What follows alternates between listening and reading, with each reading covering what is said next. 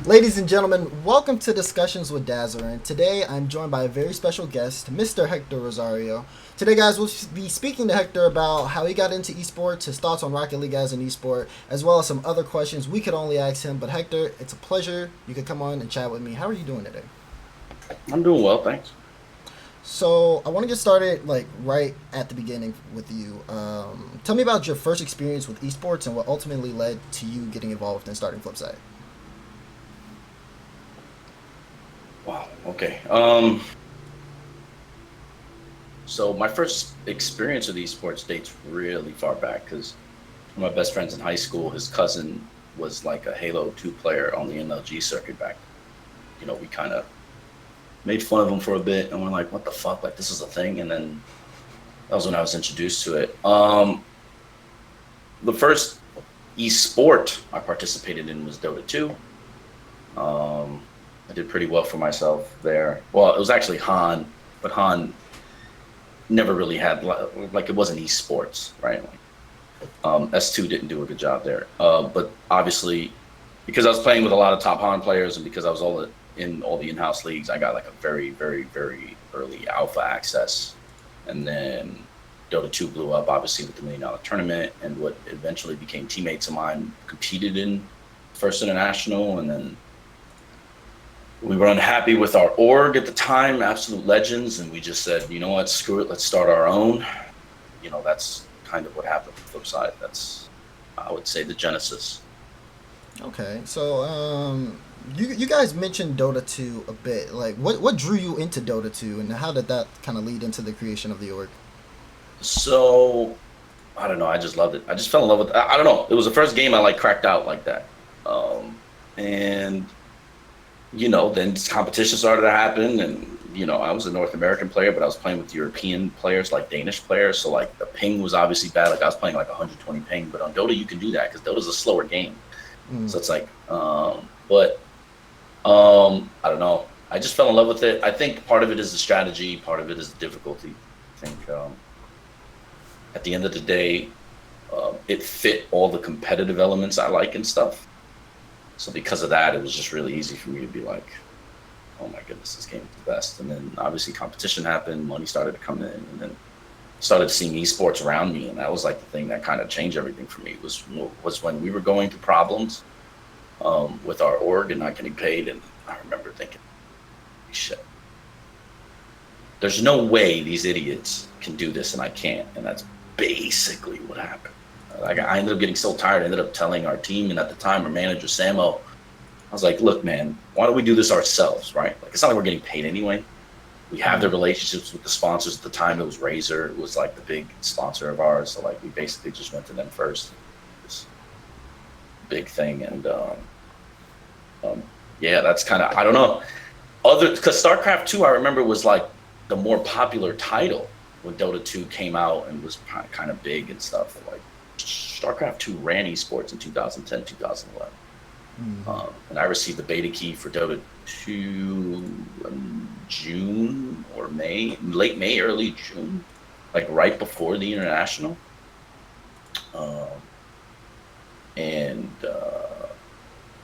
and yeah, I think that's a good way to sum it up. It was because of Han, a bunch of us, like you ended up seeing like the old fanatic on Han, transfer right to Dota 2. You saw even the best Dota 2 or the best Han team of all time, SG, ended up being Complexity. Like it was just most of us started on that and then went over, and then some really old heads went from Dota 1 to Han to Dota 2. But it was just a thing where Valve kind of created an esport with the $1 million tournament that we all like, for a game that we all liked, and then all of a sudden, like no joke, boom, esports. Yeah, and esports has blown up since. I remember I was looking at like old interviews that you did. You did one with Hot 97 a long time ago. Yeah. And you guys were talking about how you did competitive sports like in real life. You know what I Yes. mean? Yes. So how do those two like necessarily tie in together? That's how I met Ricky Lumpkin. Actually, was we had a lot of commonality through football. So I played quarterback, basically my whole life, and even into college a little bit. And for me, I'm like super competitive, right? Like, so I'm a very boring person. Anyone that you know that knows me will tell you this. Like, fun for me is competing, whether it's baseball, basketball, football, racquetball. Like, those are things growing up that like I just love to play. So like I played baseball, basketball, football in high school, right? So the best friend I told you that whose cousin played Halo, he was on the basketball team, and the best friend of mine that I still have that came from high school that is still involved in eSports actually. His name is Mark. He played baseball. So like I grew up in New York City, right? So you basically played those sports.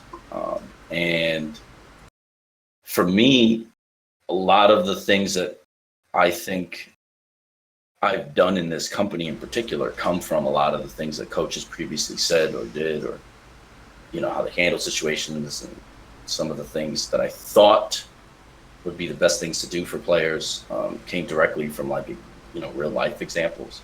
But I think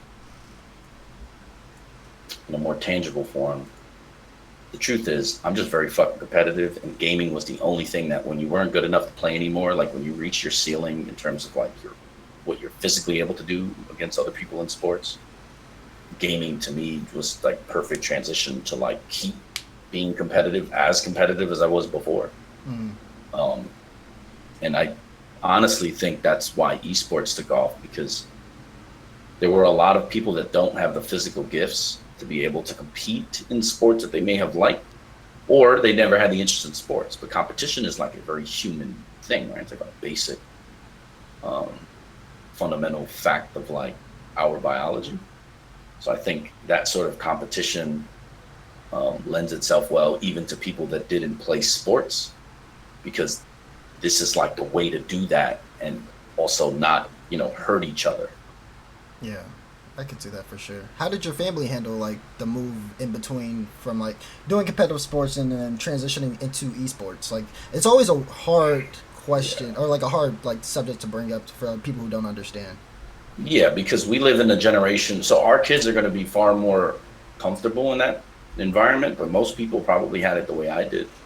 I actually had a good job. I had a really good job. I was working I had gotten a job offer to move. So I was in South Florida at the time because my parents still lived in Pembroke Pines, Florida. And I went back and I was with them. And then I got a job in New York City to work in New York Life. And because at the time I had my Series 6 investment license and I had my life insurance license. So like,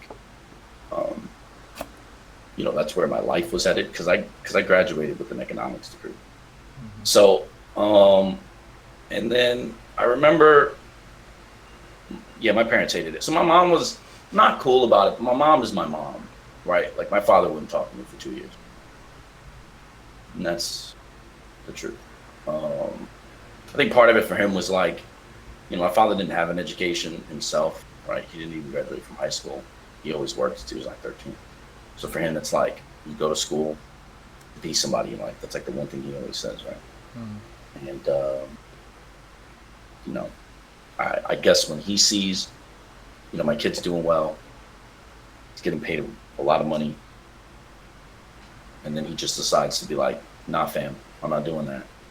To him, it looks like I guess, I talked to him afterwards, right? So like I kind of know kind of his framework, but I guess for him, it's like, now he's going to do what? Nothing. So he's going to be a loser after all of this, after all my hard work. I think that was his interpretation of what I was doing. To be honest, looking back, I think it was fucking stupid for me to do what I did when I did it. I think I should have been able to do both. Especially now, I know I could have done both, but at the time I just thought I have some money saved, you know, because I'm pretty frugal. So obviously, like I wasn't spending a whole lot. So I had enough to like, basically I had money in the bank that I started the esports stuff with, and it came directly from work. So for me, it was like, yeah, man, I gotta go 100% on this because it's the next big thing. But I think if I could do it over again, I would have at least continued working for 2 years, because though it seemed like a lot at the time, right? Though it seemed like, you know, Because I remember telling my mom afterwards, like, I had to leave because, look, I have no time for anything. Now that I am where I am and I'm a lot smarter about just the business and esports and everything, I know now if I just had some requisite skills relating to like the marketing side of esports and like networking, I would have been able to do both. But at the time I felt I couldn't. And at the time I was like, man, I'm like weighing over my head. And I was, because I wasn't prepared for a lot of the things that ultimately happened. And, even now F3 is paying for some of them, right? So. Well, speaking of F3, let's try to like go into the growth of the org over time. Like, how has that been? How many guys did you have when you started out versus how many you have now? Players or staff? Staff. So some staff have left. So some have gone to like run esports for other games. Some have run esports for other teams. The core staff is still here. It's still me, Dana, Finch, Steve. So that's been pretty consistent. And the truth is, we don't really need anybody else until we scale much further than we are now. Players, yeah, we've grown a lot, but our growth really is determined by the games I feel in which we'd have the most success. And by success, I don't mean titles. I mean like business success, right? Like marketing opportunities, tournament organizing opportunities, like, things like that. Because at the end of the day, esports is a business and you have to generate revenue, you have to make money. So now we have about 30 players. We have about, I don't know, 7 or 6 divisions or something. So it's grown, but it's not like some others, because we've never taken investment, right? So like we have revenues of over 500,000 and we're pretty lean, right? So like we're not one of these orgs that loses a fuck ton of money, right? There are orgs that are making less revenue than us and spending $2.5 million a year. You wouldn't believe how many teams are like that, right? We're not like that. We don't really lose money, but we also can't grow the way other teams grow, because if you have the excess cash, I can sign a League of Legends team today and Overwatch team tomorrow, right? Like I can do like so much more if you don't really have a cap or balancing a budget, right? Like, All right. That's really interesting to see. Just like the differences in between like decisions that orgs make with how they spend their money and how it affects them in the long run, for sure. So, speaking of you like making all the decisions, being CEO and founder of FlipSid, in that position, still, how involved are you with your teams? I mean, I think that's a question that's best answered by our players, right? So if you have some of our Rocket League players in the show, or if you branch out to other games and get other players, I think that's a question you probably need to ask them. Because I've even had this issue, not an issue, but I've had this thing happen with me and Dave, right? Where like me and Mystic would have a conversation about like something. Conversation ends, and then we find out later through other discussions or whatever that we took something entirely different from that conversation, the two of them. Right, like he took it one direction and I definitely thought it went another. So I think largely sometimes we kind of make the mistake of just assuming that like we always know what other people think about us instead of just finding out what the fuck they think about us, right? So I'll say that I'm involved enough to have created a software program called Stats Helix, which is a stats and an analytics platform for CSGO, where Team Liquid, when they made their run in 2016 at the MLG Major, publicly thanked us, because they basically were like, look, man, we would have beaten SK if it wasn't for our own mistakes, right? So I went as far to develop a program that obviously is effective for one of our divisions. We're expanding that into Rocket League, which our Rocket League team has been using, and eventually will be licensed out to every Rocket League team. Our team has an analyst that I work very closely with. His name is Morgan. DM Rawlings, actually, the stats guy for RLCS, is working on Stats Helix with us as well. So, yeah. So, like, I've been in scrims with our Rocket League team. I kind of talk to them a lot about shit. And there's examples in other divisions, but I don't really know how involved they would think I am. I think these are just examples of things I have done for particular divisions. But the good thing to know is that there is always an open door policy. Like, I can't get a hold of Cooks here, but Cooks here can get a hold of me whenever. Mm-hmm. Like, I want to say that first off, yeah, no, okay. I want to say that first off, watching you, like how you respond to things publicly, like whether it's always, again, the silent comments on Twitter or talking to Cloudfield or whatever, those are more or less, you're being more active than any other owner in the scene, because we've never had a owner of a team ever comment on certain things that are going on in the Rocket League scene.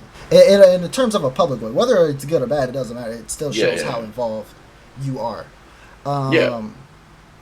Yeah, but the truth is, none of them have as much in it as I do, right? Like, we can talk about some of these elements maybe offline or later, but no one is as invested as I am personally, right? Like, I almost lost my job because of Rocket League, right? Like, and if it wasn't for Dana Kowar, my COO, kind of having my back and going, nah, because she could have definitely been the CEO within the last year. And I don't know what would have happened to me, really. So, and largely because of Rocket League. So the point I'm making is, like, I think a lot of people just they're not as invested, right? Like, they may think they are, they may talk like they are, but they're not, right? Like, no. Yeah, I mean, and then again, like, you working with people from the community. I know Morgan, and I talk to Rawlings on, like, almost a daily basis, but I never knew that they were, like, working with you on things like that. So that's because really cool.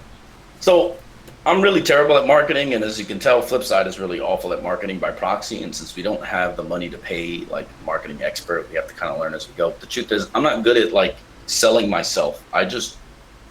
I'm gonna use the Kanye line from Dave Chappelle. Like, I just do cool shit, right? Like, I just do the things I know we need to do to be successful. I'm, like, there for the players as much as I can be. I spend more time with them than anything else. But the truth is, yeah, like, I'm not like, rah, we're the best because XYZ, because that's not how I've always been built, right? Like, you kind of let your play do the talking. You kind of let your, org do the talking. Unfortunately, gets crowded out by all the bullshit and nonsense that seems to be happening in esports, right? Like, so that's why people don't know that. But if you pay attention, or if you ask, like, you would know that, like, we have been moneyballing the shit out of esports for years. Like, we're like one of the only teams our size that doesn't lose money. That's good. Like, that's really good. Period. So you talked a little bit about it earlier, where you said you almost lost your job, but, like, what are some of the other challenges that come with owning an esports organization?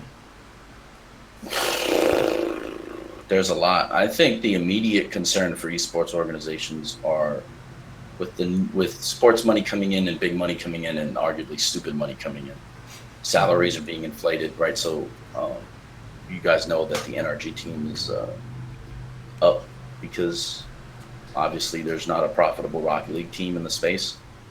And someone is going to sign that team and pay them a lot of money, but yet they're going to use it basically as a marketing expense or as an investment for the future, despite the fact that there's no signs that that's going to change.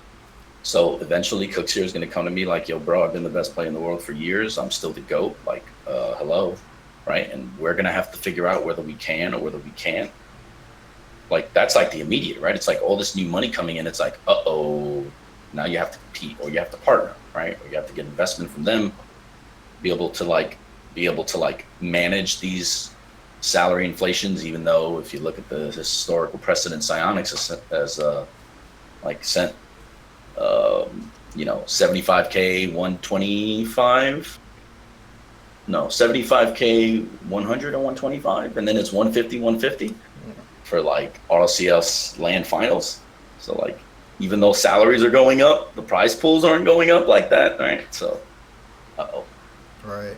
I feel like that's gonna start to be an issue as time goes on. If things don't change, that orgs aren't gonna be able to keep spending big money on players because they obviously aren't making any money, and then players, like, they're gonna kind of be like left in the wind. Well, I feel like over time, as players start to realize that once the orgs aren't gonna be able to fund them as much as they'd like to, because some like there are some guys who are like playing Rocket League who are really just thinking about the dollar signs more than anything, Of course. and when that starts to happen, then we'll start seeing more of a more of them take action, at least publicly, with some of their concerns.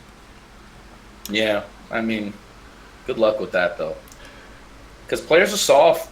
They don't want to say anything, even though they really feel it. I think Garrett is the only one with the balls to actually say something, and I actually mean that, because not even Cooksey or Markey, they have a false sense of loyalty, which I'm not going to get into now, but I'll say that publicly. I don't mind. To Psionics, even though Psionics doesn't have that same loyalty to them. As you guys know, they took Markey's eyebrows and didn't even tell him, and then basically sold it. By selling, I mean they're using it to promote the game and raise viewership, which and then is going to open themselves to, in theory, a new market to buy more games and more skins and crates. And they didn't even tell him. They didn't tell us. He didn't make $1 from it, and everyone knows those eyebrows are Markey's eyebrows, right? Oh yeah, House of Brows. So, but good luck trying to get them to fight back, because they don't know any better. They're young. Psionics is very lucky that they chose a very young game, like a young demo, to be able to do these things from, because these guys aren't going to fight back because they don't know any better. They don't know what they're worth. They don't know what they should be doing, how they should be doing it, right? And even our players, I fucking sit there and tell them this shit all the time, and they don't give a damn, because they are more loyal to Psionics because they grew up playing Sark. They're more loyal to them than they are to me. And that's just a fact. That's crazy. So, like, has there ever been a time, like, that you've had to step in to make an important decision involving, like, one of your players or teams? Yeah. Well, pretty much anything that happens. So I think the craziest decision I've made, which isn't a direct result of the thing I mentioned earlier with Dana, but it is probably going to come up, and it might be ultimately the end of me, is I chose Rocket League over Rainbow Six, and that was a wrong decision, and it is a wrong decision given the fact that Rainbow Six is a bigger esport, and we already had an in-game item in Rainbow Six, and I still decided to let Pojo and them go, particularly because of budget, right? We had to choose which division do we keep, and I chose Rocket League. For whatever reasons, I chose Rocket League. The fact is, like, that's a big decision, right? Because that's like that one that has major implications, because Rainbow Six is destroying Rocket League on every level. That's the decision I made within the last, 8 months. So, but yeah, pretty much nothing happens in F3 without me or Dana. Dana does have some unilateral control on a lot of things I really don't want to be a part of. But for the most part, yeah, especially roster decision. Well, depends, right? Depends on the game. But in Rocket League, which is I think what you care about, nothing happens without me knowing about it, basically. Right. I feel like that's interesting. I want to talk about, like, comparing the Rainbow Six to Rocket League a little bit later. We'll get back to that, but, like, talk about some of the roster changes, like FlipSid has had. Like, which one hurt the most? So Greasy didn't hurt because I love Prince Ranheim. I don't know if he loves me a lot lately, but he had to go because he was frustrated with Cooks and with Markey, and I understand the reasons for him leaving. Obviously, the easy one to point to is Markey. So the Mikey thing I felt needed to happen. Greasy I didn't want to happen, but I understood, and I'm actually glad that happened because of Dave. Yeah, it has to be the Markey Cooks one. I think the real pleasure about that though was, I mean, it hurt the most because I didn't want to break up the band, and I had a whole bunch of things lined up which you guys don't know about, which maybe one day we'll talk about with Markey and Cooks, like, content wise, merchandise wise, as like a unit. It just didn't work out because, RLCS season 4 was just the breaking point for them. Not as friends, because they're still cool. And, like, we're so cool, because I vacationed with Markey right after that in Miami. We were, like, hanging out in Miami in, like, December when he had already signed with Excel. But that one was tough because I didn't want it to happen, and I tried to to like, I mean, I didn't really try to stop it from happening. I knew it had to happen, but I didn't want it to happen. And the truth is, we ultimately had to choose Cooks or Markey, and we were gonna choose Cooks here. But Markey made the decision for us. Markey was like, "Look, man, you guys have to keep Chicho. Like, let me go and do what I have to do. You should keep Dave, and you should keep Cooks." Like, he said it before any of us. So he kind of did us a solid. He kind of knew. I don't really agree with his decision because I felt like his decision was just, I don't know. I don't think it's arrogance on his part. I think it's just more. Cooksier is very demanding, and Cooksier is like, he's a lot like me. He's competitive as fuck. So he doesn't like not winning or not succeeding at things. And Markey doesn't really look at it that way, right? Markey is like he just wants to like wake up in the morning and be like, I'm gonna own everybody today. And he could do that for like 2 years. He was doing that, but like if eventually hard work ended up beating talent, right? Markey was very talented, but everyone else caught up, and he didn't want to do what it took to catch up to everyone else again.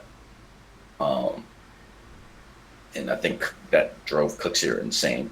And I think ultimately that's what happened. And that's why no matter what, it was going to go down that way. But that's the one that sucks the most because, like, I'm excited to see Markey at Northern. I'm going to go.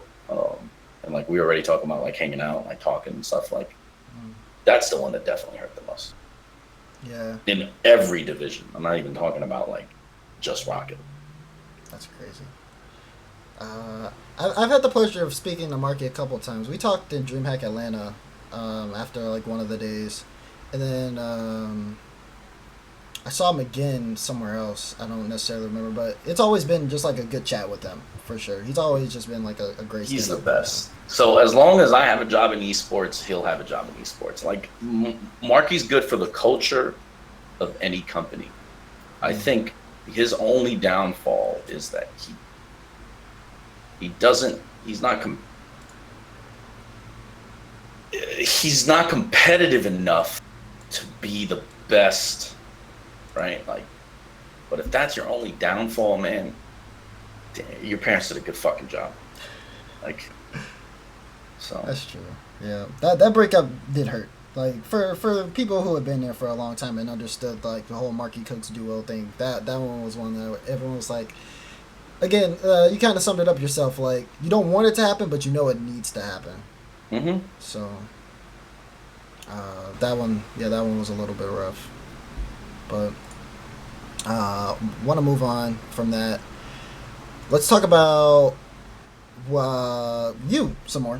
Coming into the scene, I've heard a mixed bag of opinions when it comes to you. So I wanna be straight up.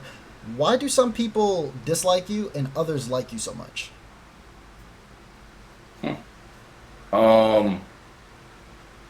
Good question. So you're playing hardball here.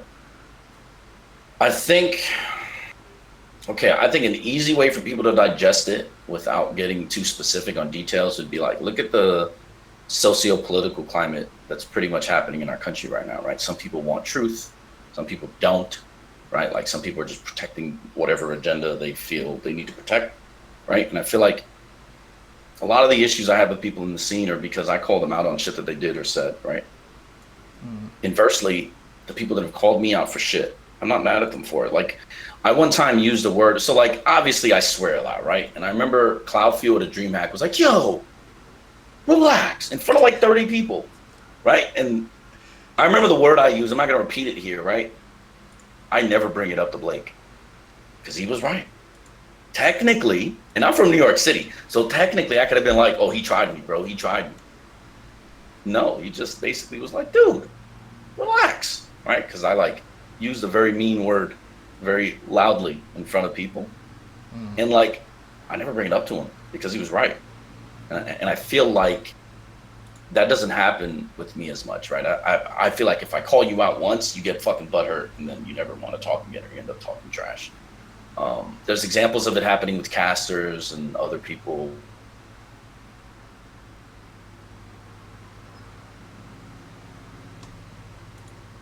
I think we lost him. He's frozen, boys.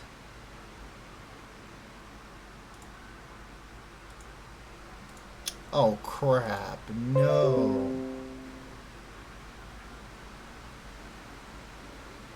Oh, you're fucking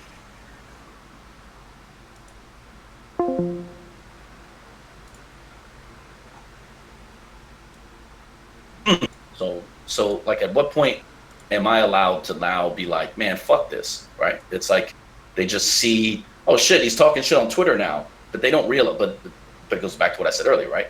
I have more invested in this than they do. I mentioned 2015. Most of them weren't even in esports in 2015, and particularly speaking, most of them don't have the balls to put up their salary on the line to make a decision or say something like that. Whereas I put my job on the line and had it at risk, right? Like, because I don't own the most shares in my company, by the way, right? We had to take an investment to do something. So if people are wondering how the fuck is he an owner and how is he, how could he jeopardize his livelihood? Well, that's how. I don't own the most of F3. I may have founded it. That doesn't mean I own it, right? Like, I don't own it as much as others, right? So, like, look, it's a good question. I'm a jerk sometimes, I guess, and I think, people don't like that, but there has to be a reason why Marky and Cooksier are still here, even though they technically could have gotten better and done better, right? Like, there's a reason why, players are loyal to us in Counter-Strike and every other game, right? And I think it can't be because I'm that big of a dirtbag, right? Yeah, I just think that it's just someone who's like very passionate about what they do, to the point where you want what's again like right. You want what's right for the scene, what's right for esports, what's right for your team, and your players. Mainly your team and your players, but you also don't want other people getting away with like scummy stuff. So yeah. You're quick to call people out when they do like wrongdoings, which I mean, I don't know. I don't. Well, so it kind of sucks because I had an issue with this with E-League, which I won't get into too much, but like, so I had to like basically publicly apologize because our players would be affected, right? So the issues I have with casters, you see that can negatively affect our team. Luckily for us, we have Cooksiers, so like everything like that trumps even personal dislike with me. But I think like it's a real issue, right? Because I think over time, there's a good quote in the movie The Dark Knight, right? It's like you live long enough to see yourself become a villain. I feel like that's like really the truth, right? It's like I've been around long enough and I've been mad and like complaining about this shit long enough that now people don't like me. But it's interesting because, like I said, when I call them out on things they say or they do, like, that's very interesting given the fact that you did X or said X. They don't take it right. And that's why I brought up the socio-political example, because it seems like, right, we have this like, far left, like far right issue going on in our country. And it kind of really reminds me of what the hell is going on with the Rocket League community in like a very small microcosm. Yeah. I can say I definitely know from my experiences that people don't take any negativity, at least in this scene, lightly. In a sense, like people are very sensitive over things, and I mean to an extent, I've been guilty of that myself. There have been times where people have said things to me, and I'm just like, whoa, like it's taking me back, only because I've never. It's rare that I have those experiences. So when it comes like into something that I'm like so passionate about, it's like, well, hold on. But like, if it's like, for example, if it's just like something that like you're pointing out that I'm doing wrong or that you notice about me, and you're saying it because like you have good intentions and you want to see like you want again what's best, and if I can clearly see that and recognize that, then I don't have a problem with it at all. Yeah, but just a lot of people don't think like that. They're not, because esports has like created this like weird thing in their brains where like now they're somebody and important. You can't talk to them like that, even though in the grand scheme of things they're really not. And they don't want to admit that, right? Like they think like, especially like this isn't me like bloviating about like casters and shit so much, but I think the point I'm making is, as big as they think they are, right? Think about how big Rocket League is in esports. So how big are you? All right. And I think having that, like, I don't know too many people that have my resume in esports and there's a lot of things you guys don't know about us, right? But like, So you mentioned Hot 97. We're building their eSports platform. Bet you didn't know that. Nope. Right? Like we did tournaments for them. Exactly. Right. So it's like, and even I don't act like that. Right. Even when my players or challenge us or Blake challenges me or you or whatever, I'm not going to, like you asked me a fucking question up there that something I might have thought was offensive. It's okay. Right. Like you're a journalist. It's your job to ask those questions. So like, but they don't think like that. Right. They're like, their stuff doesn't stink. Even though I know our stuff stinks. Because I know exactly what we've done wrong, where we went wrong, right? Like, and I'm very open about these things. So, it is what it is. I feel you. Speaking of relationships, what's your relationship like with other org owners? Do you like talk to other org owners regularly? Used to, not so much now. I mean, some orgs, ask us for help. Some orgs don't. I don't. My partner Dana does. She's liked pretty much by everybody, which is good. It's a good yin and yang relationship we have. Finch as well. Finch is pretty cool with all these other owners. I'm not. And partly for the shit that we're talking about here, right? It's because, like, esports is a competition and teams compete. So, like, I know when someone's lying, and I hate when they lie in public. And I'm like, whoa. So a lot of times I'll check them, man, in front of others. I'll be like, it's kind of funny you said that because I know that is definitely not the truth. Here's bah, bah, bah, bah, bah, bah, right? Here's all the examples, right? And like, I do that because to me, it's crazy how like some people just bold-faced lie. And it's like they think no one's going to call them on it. And esports is so bro-y that no one does. Right. Sometimes I'm just like, what the hell? Like, so yeah, like I haven't done myself any favors. But there's some we're cool with, some we're not. How can you? Okay, so there are obviously like a lot of people at home who they see organizations, but they only look at them as like teams. For example, like we'll look at like Energy, we'll look at Cloud9, and we'll see like, okay, this is a team. They have a lot of players on their team. I like this team, but that doesn't necessarily mean that the organization they're under is good. Like for the players or like are in the scene for the right reason. How do people at home tell the difference between the good ones and the bad ones? Unfortunately for them, they can't, because that means most of us would have to tell the truth. I think, like we're seeing what's happening in the real world today, it has to come from journalists. So I would say people like you. It's your job to like basically call out people for what the fuck they do. And it's your job also to talk to players and find out about what's going on. And truthfully, you'll have them as sources at some point. And it'll be like sources say X, Y, Z, and you better be right. Better make sure you can vet or, post, you can vet so someone can't change their story and then make you look like a fool. But you're gonna have to protect yourself. But eventually you're gonna decide whether or not you're gonna be a real journalist or whether you're gonna get paid to have opinions. Like, it's not the same, but like what happened in Gamergate, or like, because eventually someone like me is going to go, look, we're getting a lot of heat right now. I'm going to pay you to do like a thought piece, and you're going to talk about how great FlipSid is, right? Or that all that shit I mentioned, right? About like all the stuff we do. Say we decided to do something real messed up and I want a good PR. I could just go, hey, Daz, here, look at all this stuff. Here, let me pay you. This happens in esports. A CEO of one of the sponsors that we have basically was like, I'm surprised you don't do this. And he was talking about how other orgs, I can't say the names for obvious reasons, but they pay people in colleges and they pay college kids, or they like pay people to go to tournaments and wear their gear and be crazy and shout for them and cheer for them and all that stuff. I didn't know that was a thing till last year. I was like, are you serious? People do that? And he was like, yeah.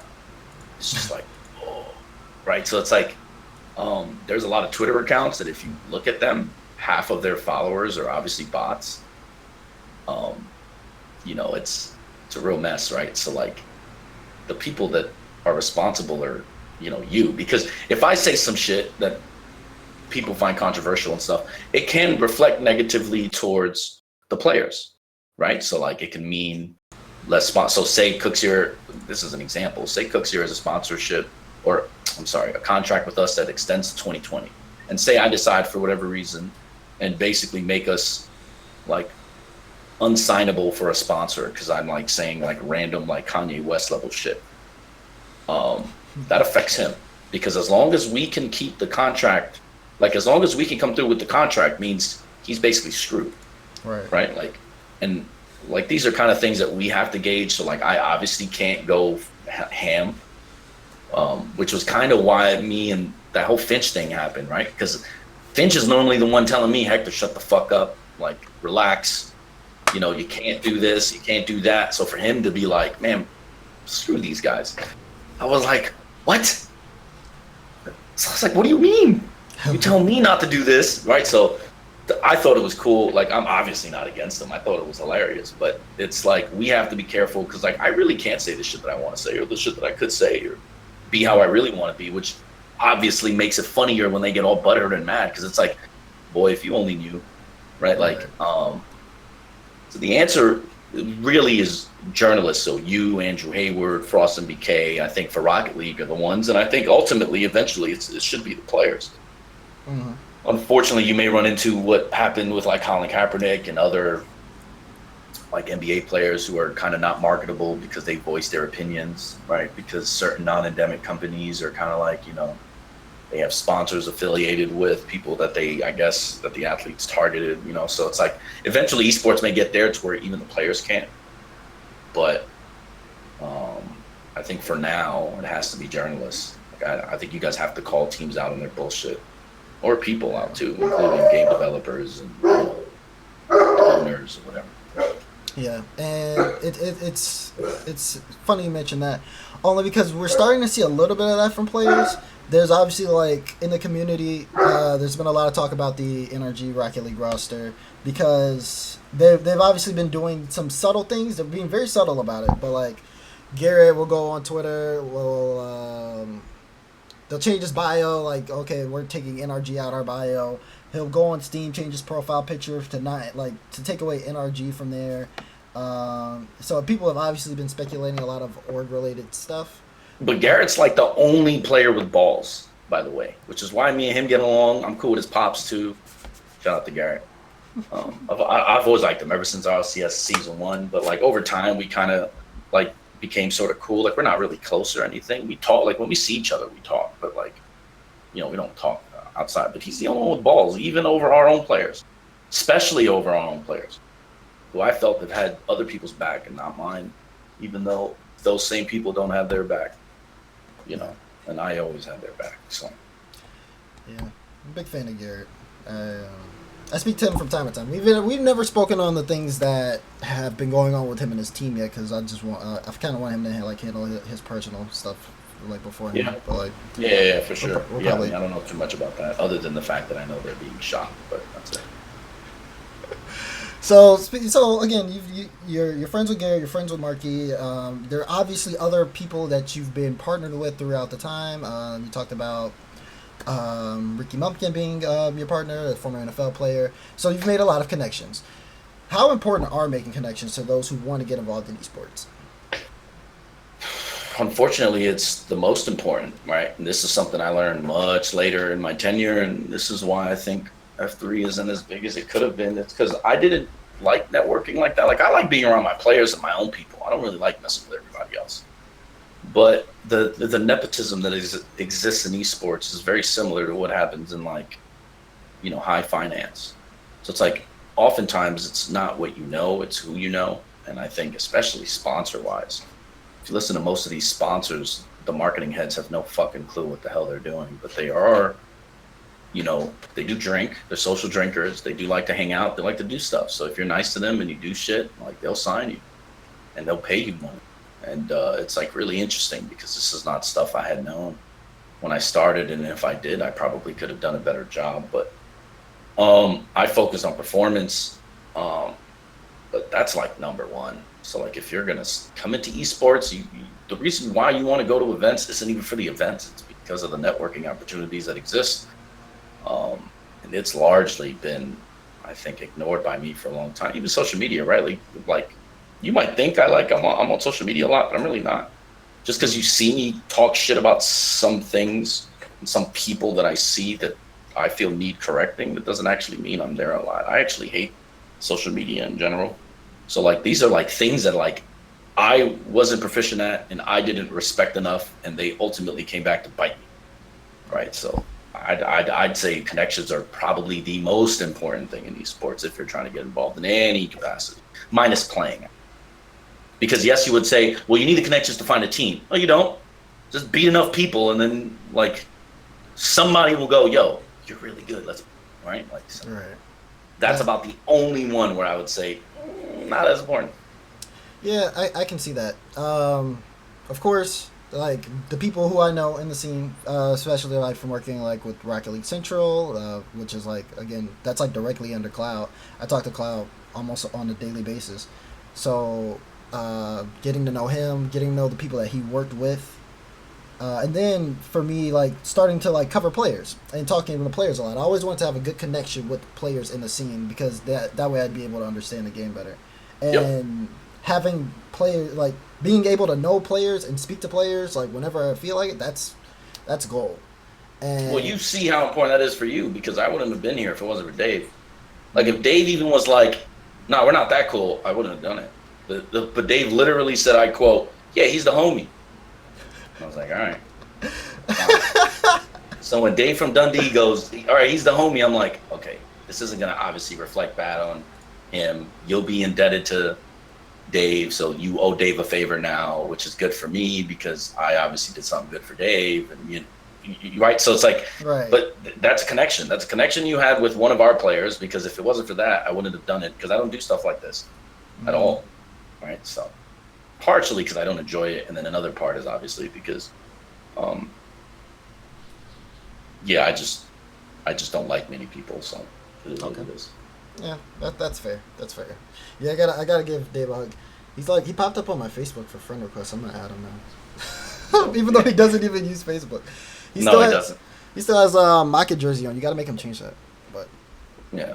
um, to speak more about the team, you guys ended up picking up a Rocket League team before even RLCS started, like around like RLCPL time. Before even I got involved into the scene, you guys had a Rocket League team. I think one of the first major orgs to have a team. We're now in season 5. Can you like take me back into what prompted you to pick up a Rocket League team so early on? So I'm not doing market research for any of our competitors because if they're smart, they would be listening. Even if they don't like me, it's just particularly to understand how I think so that you know how best to compete with me. So what I will say though is the easy answer is because we're smart. The the real answer is because we're stupid. And somewhere in between is I just felt that a game that had the potential to be something relatable for most enthusiasts, whether you like cars, whether you like soccer. The age demographic was fairly young, and it was going to have a strong partnership with Twitch. I mean, I didn't know that at the time, but ultimately, that's kind of why our team had the first salary ever and all that other stuff. Um, a lot of what I do is largely based on assumptions, right? Like you have a hunch, and then you do a cost benefit analysis. You think about like the good, bad, and yeah, I mean, I can't give you a complete answer because the truth would be very interesting to you. But like I said, I'm not doing market research. But it was fun for me to play, and as you know a little bit about my background, I'm a mobile player. So for me to be like, man, this game is fucking awesome, that has to say something to Right. you, right? And then I know how like judgmental I am on video games because I kind of like very few different genres, right? Like I'm like I said, I'm very boring, right? Like if I go to a restaurant and I eat something and I like it, that's all I eat from that restaurant from then on, right? So for me to have liked Rocket League as much as I did early was a big one, and then there's like other mitigating circumstances that led to it, but yeah. Do you think you could at least be able to like to go in and talk about the roster? I heard there was like a unique story about like Marky, Mike, and Cooks. I don't even know if that was the starting roster. Holy cow! But I heard there was a unique story about the starting roster. I wanted to ask you about it. If you can think about it, you can ask me. Oh, don't do that to me. It's okay. Just normally this is how it happens, right? You don't even have to listen to my answers. Just ask more questions, think about and it'll eventually come. I'm sure it'll come. Okay, I'm gonna return back to it, but we're gonna move on. Yeah, yeah, So, yeah. like, Yeah. what is the process when your team / you evaluate performance in game, like in games, throughout the season, or like with players? Oh, that's another market research question. Um, what I can tell you offline will be fairly different than what I'm going to tell you here. What I can say is, look at this Yukio situation, right? So we're going to get rid of Marquee. And my first thought was, we did a Supernova tournament here. And I know Jazer loves Cooksier, and I know Cooksier thought about signing Jazer for RLCS Season 2 briefly, right? Like, obviously, Greasy was the number one choice, but if he said no, or ultimately the contract situation couldn't be sorted out, we'd have to figure out another player. And he was like, he's like 6 to 12 months away from being, a player at this level. Like, we can't, right? So then, obviously, Greasy leaves RLCS Season 3, and Jazer's an option, and then he's not an option. And then we do Supernova, and Jazer, like, destroys everybody. And then, Markey leaves. So obviously, right, Jazer becomes like, hey, you remember that guy that's like both really good at the game and really marketable? Like, what about him, right? So like I'm like making jokes about this to Cooksier, and Cooksier they tried him out, and it was like, he's ready, right? Like, he's ready, he can do it. The problem for us was there are 3 very similar players in a sense, and that's not really true, but it is true. And I don't want to get into specifics because more market research, but like the Jazer Mystic Cooksier scenario couldn't have happened because we needed a more attack oriented, a faster play. Like, we needed someone that was going to play, it's not the same, but if I can use it as an example, KDAP's role, right? Because Mystic is probably we call him actually the Steve Nash of Rocket League, because I don't think there's anybody that sees the game as good as he does, despite the fact that he gets made fun of all the time and he fucking jokes on himself and probably has like no confidence, which is like insane to me, because if I was as good as Dave and half the shit he's good at, I'd be like, all over the place. But like Cooksier dominates so much of like possession, and he's like so smart, and like he kind of needs some freedom. But our problem was, over the last couple seasons is like attacking, right? Like, we could never really, like, we didn't have somebody that could convert off of weird angles, off of like very quick opportunities, because Markey lost his ability to dribble at a high level, and he obviously lost his accuracy on the corners. And like Yukio is like a high flyer. Like, if we're gonna use like basketball terms, like NBA Live terms, he's like a high flyer. He's like a speedster. He's like ridiculous. He's like a young Cooksier, right? He's like 2015 Cooksier, right? He's just less experienced than Cooksier was at that point, which is obvious because you see some of the ups and downs he has. But like, we needed like an attacking presence. So like, I would imagine if Scrub Killer was older at the time, he would have probably been the guy, because Cooksier is like, he loves Scrub Killer, and obviously Dave too. But Right. but like we needed an attacker and somebody that can like kind of play midfield, but also be the number one option. Because Cooksier is like, there's some games where he's better in the back, some games he's better. But like, you have to blend to Cooks, because like, he's a savant, sometimes an idiot savant in certain things, in the game, and like, you need someone that's flexible, but has the like prerequisites to fill certain spots if you fall back to a default. And Yukio was much better fit than Jazer, only because Jazer is kind of like Mystic and like Cooksier, where like, he's a really good defender, really good passer. He's an okay finisher, but like, you don't need 3 of those on one team. Right. You have to have a killer. You have to have someone that can score in one-on-ones, 1v2s, someone that can score in the air up front, someone that can score on the ground up front, someone whose first touch is really strong. And Yukio was like the guy, right? So like, that's probably a good example, without giving up too much info, on the evaluation of like performance, whether it's game, season, or player. And by the way, I didn't make the decision for Yukio. That was Cooksier. That was Cooksier's brilliance. It was like, there's this guy named Yukio from Austria. Yeah. And then I was kind of like, I don't know, man. because I would see some of the scrims that they had too, whether it was with Jazer and I was like, oh, why? Like I didn't see it as much at first, and then I saw it, and then I was like, fuck, you were right. So, that's just cucks being cucks. It definitely looks like a good move now.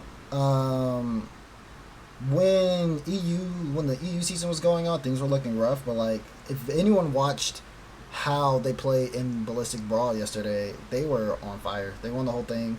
The top clip on the subreddit right now is Mystic scoring 2 like back-to-back goals. That were just like some from like really impressive angles. He like double jumped off the ceiling for a pass that Yukio gave him. I'm not gonna go too much into the clip of the performance. Dude, but just watch the game yesterday's were pretty good. I'm not gonna lie. I was kind of just like, look. The truth is, I've been telling them this for about 3 months, and they didn't believe it. But like, I knew even before the season, this team can win an RLCS. What's gonna determine whether they can win it is Yukio, and it's a lot of fucking pressure to put on a kid, but. This whole notion that Cooksier still is the best player in the world is like, oh my God, please stop. Like, he isn't the fastest, and he obviously sometimes can't clear the ball. But what Cooks is like LeBron. Like, it's insane. Like, the stat sheet in Rocket League is pretty bad, which is why DM Rawlings is so important, because if Psyonix won't listen to him, we'll listen to him. But, like, understanding, like, how much he does on the server is, I think, going to be the reason why people kind of go, man, the last 2 years we were kind of dumb, because Cookster never really stopped being the most impactful person in a game. Like whenever he's playing, he's still the best player in the game, and it isn't that he's the best at any one thing. Sometimes, like LeBron, you just have to be the best at like the jack of all trades in so many areas. Even though you're not the best at a particular area, the sum of the parts sometimes equal, right? The fact that you are probably the best player in the game. And I think that's a very good comparison, even though obviously the games are different and everything else is different. It's just very easy to understand that Cooksier does way more than people give him credit for. And it's because he can, right? So, but the games yesterday were like a really good microcosm of what they can be, but I've been telling them that they can win an RLCS with this roster. I knew. So I told Josh from Psyonix at X Games that we weren't going to make the next LAN. And he laughed at me. Thought like, and this isn't a shit on Josh. I actually like Josh. Josh is one of the few people that I really get along with. I have a decent relationship with, especially in Psyonix. But he looked at me like I was crazy, like, bro, you're stupid, stop. And I kind of, but it's my job to know, right? So I don't have any problem saying that this team is capable of winning an RLCS. These online qualifications still drive me nuts because it's 2018 and they make enough money. But that's a conversation for another day. But I think, it's really difficult. Like, we have to make another investment, which is a team house. We wanted it to be in New York and we couldn't because they would have to start over in RLCS. And that wasn't the case. So now F3 has to get a team house in Europe so that Cooksier doesn't have to play on ridiculous ping, and so that Yukio can actually play on a pretty decent server. Like, come on, man. Like, that's pretty ridiculous, right? But part of their problem is us, right? The fact that, we haven't provided them another, a team house, which is another expense incurred, despite the fact that there's no evidence that any of this shit is going to change. And then part of it is just the fact that Yukio was really, really, really young and now has a lot of responsibility, and it's like really messed up that like, he was unknown 1 minute and now is like playing for a team that like has Cooksier in it.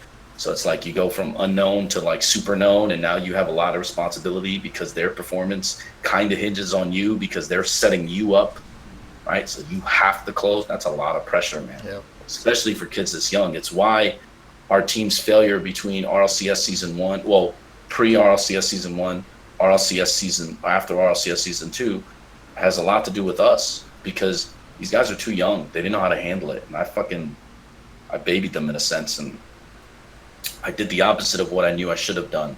And it's very hard when you're asking 19, 20, 21-year-olds to, hey, man, you're the best in the world. Now you have to work harder.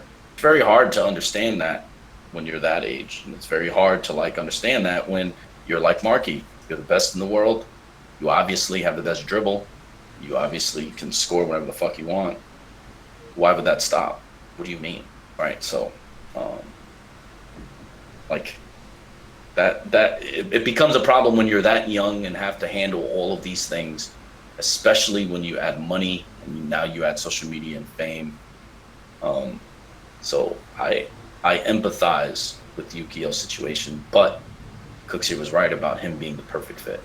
Yeah, and like we said, it definitely showed yesterday, for sure. So backtracking again to bring up the older roster, you guys picked up Marky Cooks and Mike Rules first. Why did you guys go with those guys in particular? Whoa. Repeat that one more time. Why did you guys, when you guys signed your Rocket League team in 2015, Yeah. why did you choose the roster that was Marky Dude, Mike Rules, and Cooks? The same way I just evaluated Yukio was the way I evaluated Cooks here.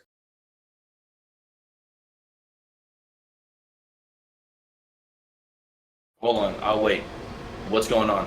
Oh, I got a train going by, so it's like making a lot of noise. But don't worry, I'm good. No, it's fine. I'll wait. Are you still live? Do you want me to wait? Do you want me to answer? No, go ahead. They can't hear me. The same way I evaluated Yukio is pretty much the same way I evaluated Cooks here at the time. So they were playing these ESL 4 Go Cups. And since I felt the game had potential, you know, that's what we did, right? We signed a team and I saw them and they were placing 4th. They weren't winning when we signed them. I had to choose between the best American team at the time, which was Kronovi's team. It was Cosmic Aftershock, or Cooksier, and I chose Cooksier because of Cooksier. Well, I chose Teeny Weemy because of Cooksier, because though I thought Marky was great and all that stuff, it's cool. Like, I could see the playmaking ability of Cooksier, and it's why I mentioned that Yukio is like a baby Cooksier. It's because like it's the same. Obviously, there are some differences. It's not a 1-to-1 comparison, but like just the way the brain works and the way they look at the game and approach the game and the technical ability that they have is very, very, very, very, very similar. Cooksier is like so much more experienced, so it's not even fair. And Cooksier also like his game IQ is much higher, but I think like that back then I just saw Cooks and was like, yo, this guy is nuts. What is up with this? And then that's the team I went with, and then we just got lucky that they beat everybody for 2 years, and they, and unlucky that we couldn't capitalize on it. Oh, yeah, I see. Yeah, again, those guys were pretty. They were obviously very good back in the day. Games evolved, and you can see how everything we've talked about up till this point has to do with the game, like people learning more things in the game and the mechanics being introduced, and then as well as just the pace of the game being much faster, especially with plays off the wall, off the ceiling. There were a lot of things people had to learn and adjust to. I remember one of the biggest things were just defending the backboard. Once people figured out how to defend off of the back wall, then that was something new. People were like, how do we counter this? Well, let's try passing more. And then there was always something that was going on that was changing the way Rocket League was being played. So, yeah, what killed Marky the most was the fact that he wasn't an aerial specialist, and the game went to the air. And I think what is hurting Yukio right now the most is the opposite, is that I think Yukio has to develop, like, if Yukio becomes the dribbler that Scrub Killer is, I think he'll be the best player in the world. And by this time, maybe not this time, but by the end of next year, he'll be the best player in the world. And I think he's really good in the air. He has like all the tangibles. I can go up and down about like, here's what he's good at, here's what he's not good at. But I think the one thing that you see from particularly Guilford, whatever that roster is now, Dignitas, KDAP can score on the ground in a 1v2 scenario, and it's almost like people forgot how to defend that. And I think being, high level in the air and high level on the ground is the real evolution of where striking is going, in particular, similar to like basketball and point guard. You have to score now. You can't just be a playmaker. And that wasn't really a thing. But it's like super funny how like you're saying, yeah, but it's like that's what killed Marky, man. He wasn't an aerial specialist. So people knew how to defend all these things now on the ground. And then when it came to the air, now you open up, create more space. And then now it's like people lost that skill, so most people don't dribble anymore. But now there's like so much opportunities to like break people's ankles now, or like do fakes and then score. It's like insane how like it's so much easier now to score, and yet it's harder to score because the requisite skill set shifted. So it's like finding the player. Like, I don't think there'll ever be a perfect player, but if you want to be if you want to be the best player in the world right now, it's literally doing what we said earlier about Cooks and in a macro level, but to a micro level. Be good at everything and be very good at it. Train it, right? So if you obviously can't dribble for the life of you, that should be what you're focusing on for the next 3 months, right? And you like add layers to your game, because the truth is scoring now is way easier because defenses are now way more spread out, and passing plays have become like a real killer now. If you notice, our team is like making bank off the fact that now it's like, oh, you can't block a pass? Here's 4 of them. Yeah. Right? Like, and I think dribbling is, I think, the thing even in our guys I'm trying to like get them to like really focus on, but like it's kind of hard when like you're telling people like Cooks, like, hey bro, you know where you can improve? Because he looks and be like, you know, so yeah. We saw a pretty high pass play. I think Ballistic Brawl was going on the same time as Northern Arena, and Dave, he's good friends with Karma from Splice. The same day, the 2 teams played. Splice played in Northern Arena and FlipSid played in Ballistic. They literally hit almost identical pass plays where it's like, what happens? Cook passes it out to Yukio, passes it back in, and they like go back and forth a couple of times, and then finally there's a shot that's taken. Defense is all over the place because they just witnessed, again, like you just said, 3 or 4 passes in a row. And then finally a shot. Making those extra passes has become like so valuable into the game. Rocket League is the most entertaining to watch today because the skill is so much higher and passes are now a thing. Whereas before, so like I remember like a year and a half. Well, actually, Cooksha actually said this shit yesterday, so I don't know. So like plays, like Rocket. So like he made a comment. And without getting too deep into the convo, it was more like, you know, Counter-Strike is a game where you can see plays develop and you can see strategy that goes into it, right? Rocket League, it's not really the case. And I can understand where he's coming from because it's the fastest game in eSports, right? Which is a marketing thing that they haven't really mentioned, which is like absurd to me. But it obviously is optimized at 250 like frames per second, which is a big fucking deal, right? So it's obviously the fastest game in eSports. So plays are not the same, right? You can't like do a smoke execute or like have a A attack like you would in CS:GO or like in Rainbow Six or stuff like that, right? Like you're just not. The games are different. It's totally different. It's not like you're gonna develop like a play that you would draw up like in soccer, right? So like you have like designed plays with plays out on the wing. You know, here's how we want to attack, right? And if you have it and you have 1 defender, here's the next pass, right? Or if you have 2 defenders coming at you, here's how you cross, like, or here's where you cross, right? Like, you don't, that's not a Rocket League thing because the game is just, it's a game and it's like really fast and it's like unusual because you're with cars, you can't really handle the ball the same. But you're kind of seeing the development of these plays in the, if I have a ball here, I'm going to pass it here, right? So like come up, like move up. Right, like if I have a ball and there's no one pressuring me, come up on my left side instead of playing back, right? Like let's be aggressive here, and I'll pass it to the left, right? So it's like little things like this you're beginning to see, and our team lately has been doing it a lot more. So I wonder if by next year you'll have teams with design plays, not just kickoff plays. I mean like real plays, especially because I see a lot of teams get back really quickly. So players have time to dribble the ball now, which wasn't always a thing, right? Pressure was like always like constant thing, like I don't know, maybe a year and a half ago, a year ago. Now you see less pressure. Now people are more concerned with like protecting themselves from fast breaks than they ever were. So I wonder if you'll eventually have design plays. I don't know if it's going to actually work.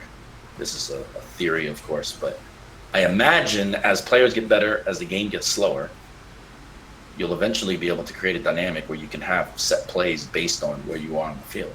I don't think the skill may be there yet, which is I think what Cooks here really means is that nobody can handle that right now. Right. Maybe he's right. Maybe he's not. All right, like I don't know. I don't know that yet. I'm gonna need Morgan and DM for that to really kind of flesh that out. Yeah. I don't know. I can see set plays being a thing. Like it's really, it's interesting. It's something that would be an entirely different conversation upon itself because I could go like into it, but oh man, because now I'm thinking about it and I just lost my point. But like the way that the game is being played now, how it's being played on the, like you said, people are more concerned with protecting themselves from counterattacks. The last guy I had on the show, his name's Seabass. He plays on Team Allegiance. They just qualified into the RLCS. I talked to him about his team and his play styles. They basically said that they developed because they were in the RLCS, but they got knocked down. So the way that they got back in was by changing how they played, and they turned themselves into a counterattack team. And a lot of people couldn't handle that.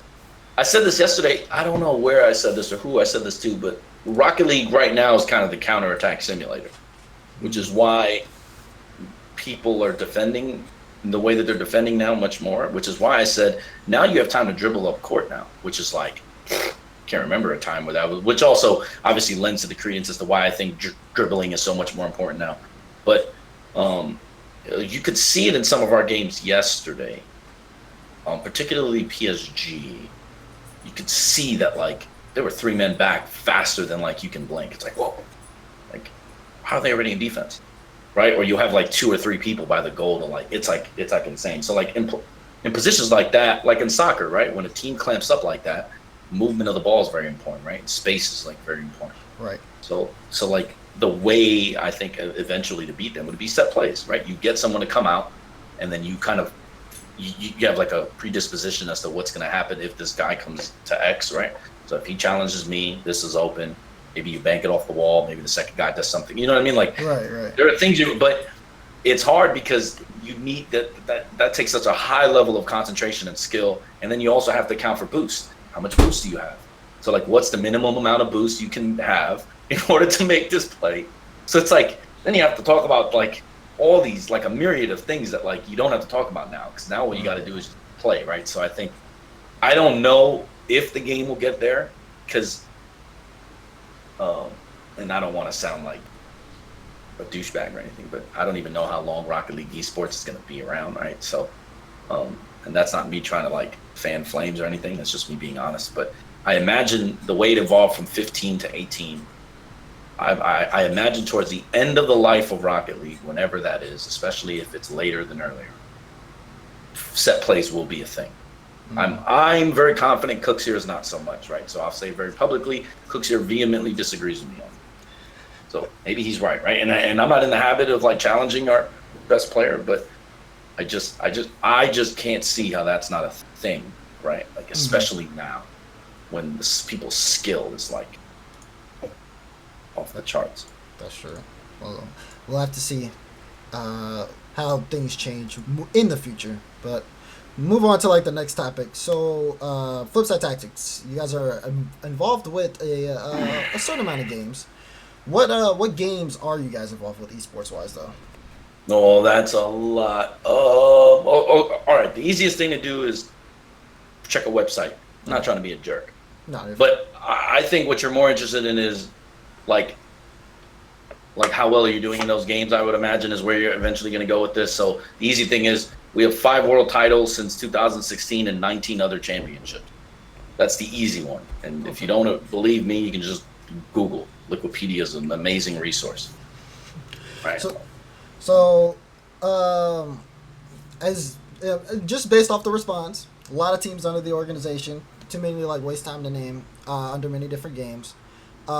Which game, and that's probably an easy one, but which game attracts you the most as an esport, and which league format have you enjoyed as an org owner? Which game attracts me the most? So obviously Rocket League, because it's the one I risk my job on, right? And not my career, because I'll be successful post, right? So like I'll be fine, right? Like if the worst happened, but Rocket League probably is the one that attracts me the most. But the one that is attracting me the most right now, I'd say, is probably Arena of Valor. What league format? Actually, I love Gfinity, man. I think Gfinity is fucking dope. I think because as an owner, think about how cool it is to have multiple divisions competing in like the same thing, right? It's like CGS, but not CGS. I like the Gfinity format instead of this individualized franchise league thing, which to me is the most absurd thing, period, because everyone is trying to emulate real sports, but you kind of can't emulate real sports because we don't emulate real sports. I mean, we do, but like what the advantages of having an esports team is I could be the Yankees, the Bruins, right? Like the Knicks, the San Diego Chargers are now the Las Vegas Raiders are. I don't even know what the fuck is going on in the NFL anymore. But you can be all of that, right? So like to like try to like break it apart and like individualize genres, especially, right? Like you'll have Overwatch is considered an FPS, so you'll have an Overwatch league, but we're also going to have a Call of Duty league too. And I don't want to get into the specifics of that, but like, why are we like to me, that's insane. I think the more sustainable approach is the one Gfinity is going after, to be honest. Minus the fact that, excuse me, I'm wrong. It's not sustainability. It's the better format for everyone is that one. Sustainability is better when it comes from like Overwatch League because they have direct game developer support. But what I meant is what's more sustainable for esports is something like Gfinity as opposed to individualized franchise leagues and all these goddamn games. Because eventually, what are you going to have, 150 franchises? Like, are we for real now? Like, is this really what people think is going to happen or what should happen? But, it is what it is. Yeah. I feel like people don't necessarily, generally, like, speaking of, like, general people who aren't really that invested in esports, I don't think they necessarily know better. You know what I mean? There's no specific guide on, like, how to do this right. And if there is, people are clearly ignoring it. But I don't know. It's interesting to see how things move on in esports in general. There's a lot of different things going on right now with, again, Overwatch, the NBA 2K League getting started, and then just a bunch of other stuff too. So,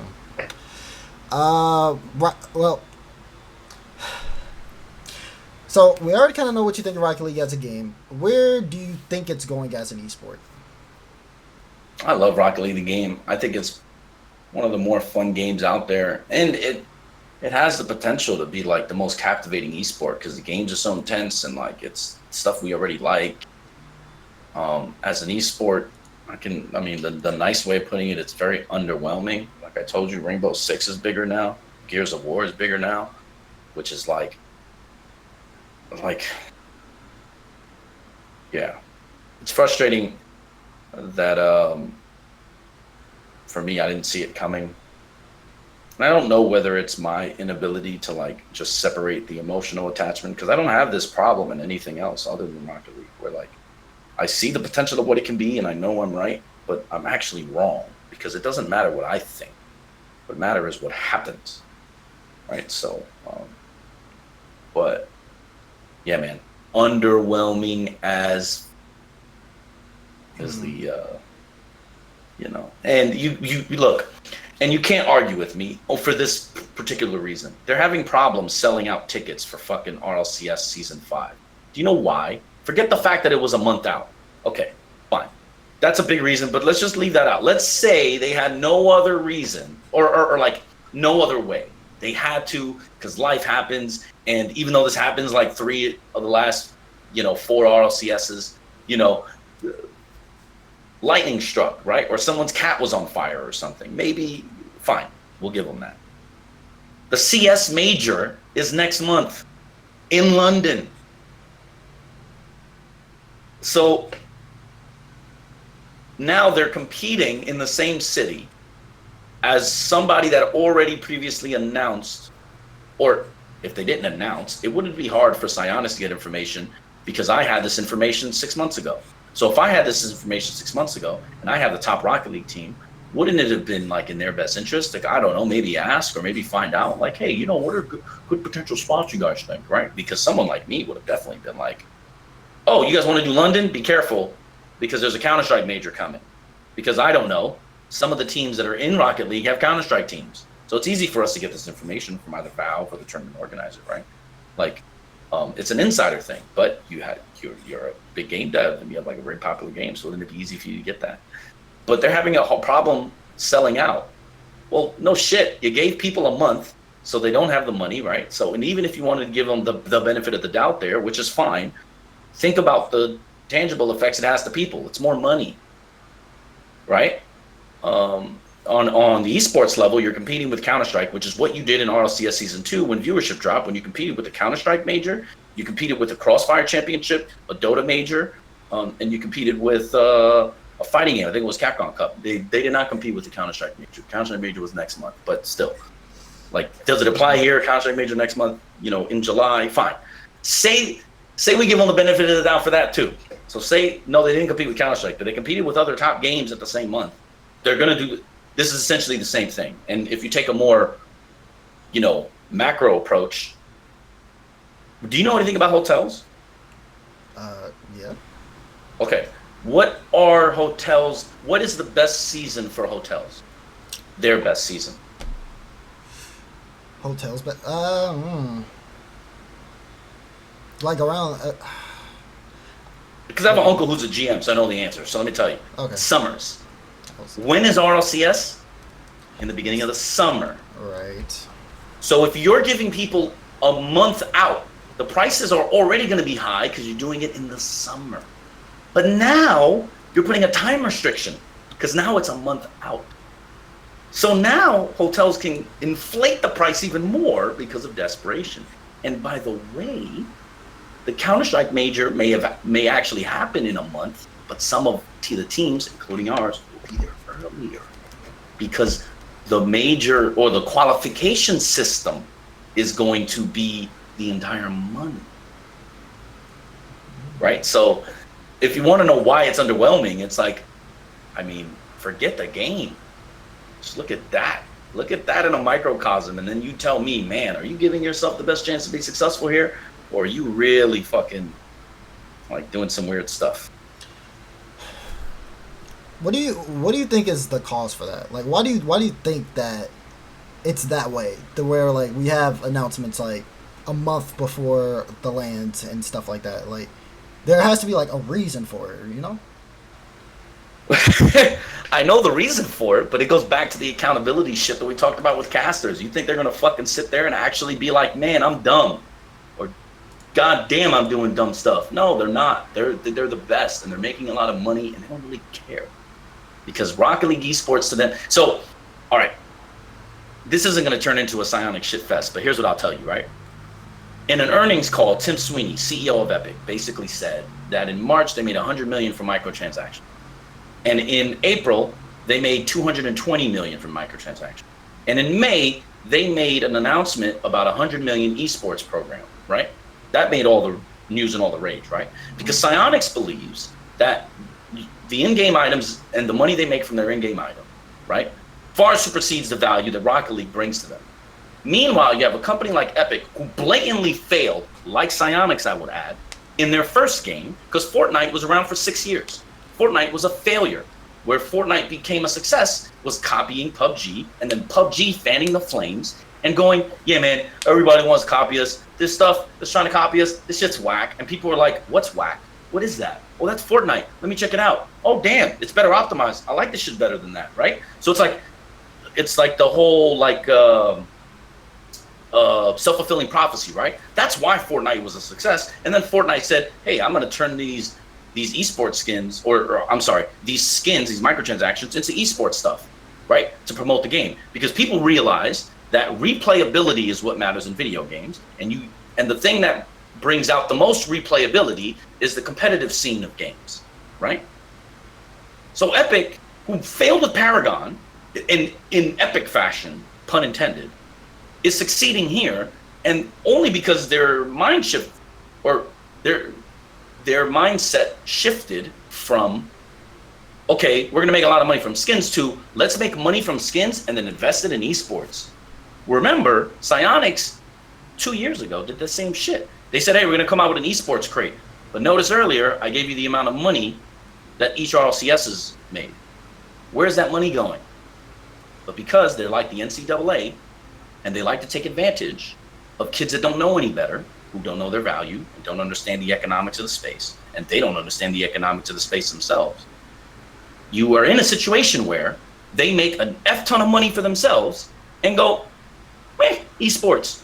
But will lie to your face and say, man, I love Cooksier, I love Markey.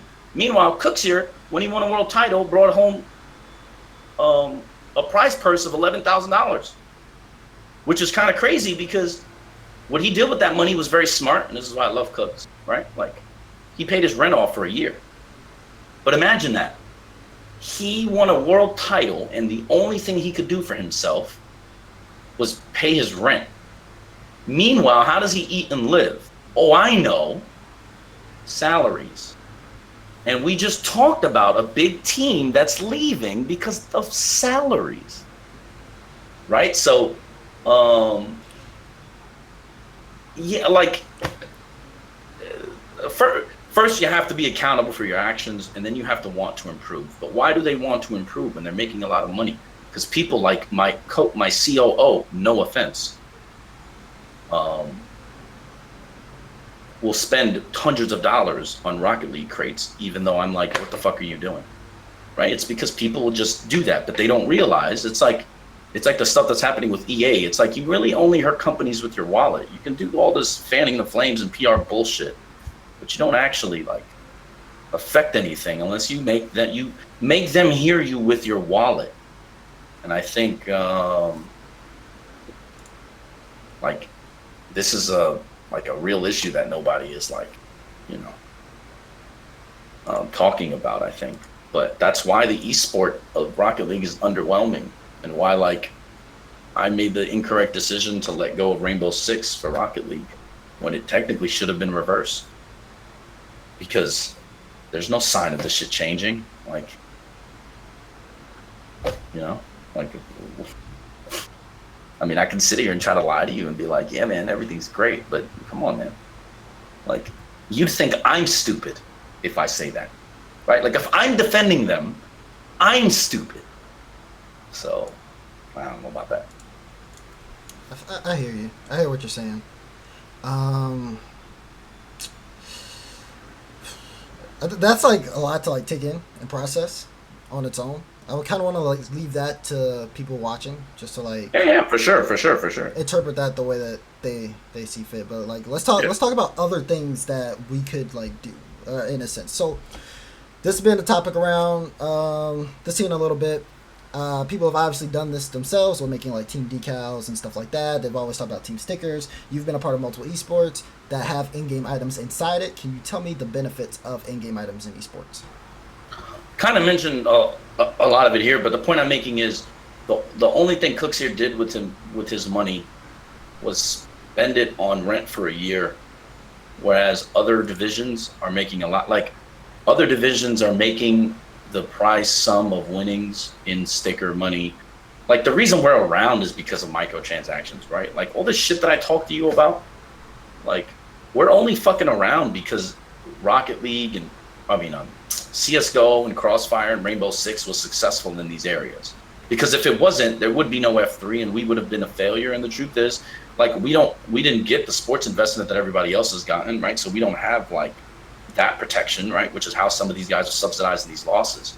So it's like you can sit there and say whatever the fuck you want about Cooksier and Markey and all in the scene and all this other stuff. But the truth is, the excuse they gave people or insiders publicly, not to the public, but to people that asked, and they were very open about it, is that there are some teams we didn't want to support, which was an excuse they had years ago, which is kind of funny because now it's like, so now you're pigeonholing players to accept salaries from organizations maybe they don't want to support. And there are some real examples of that, and I don't have to say crap about anything, but there are real examples of that. Whereas players like Cooks here, what if he wanted to say FF3?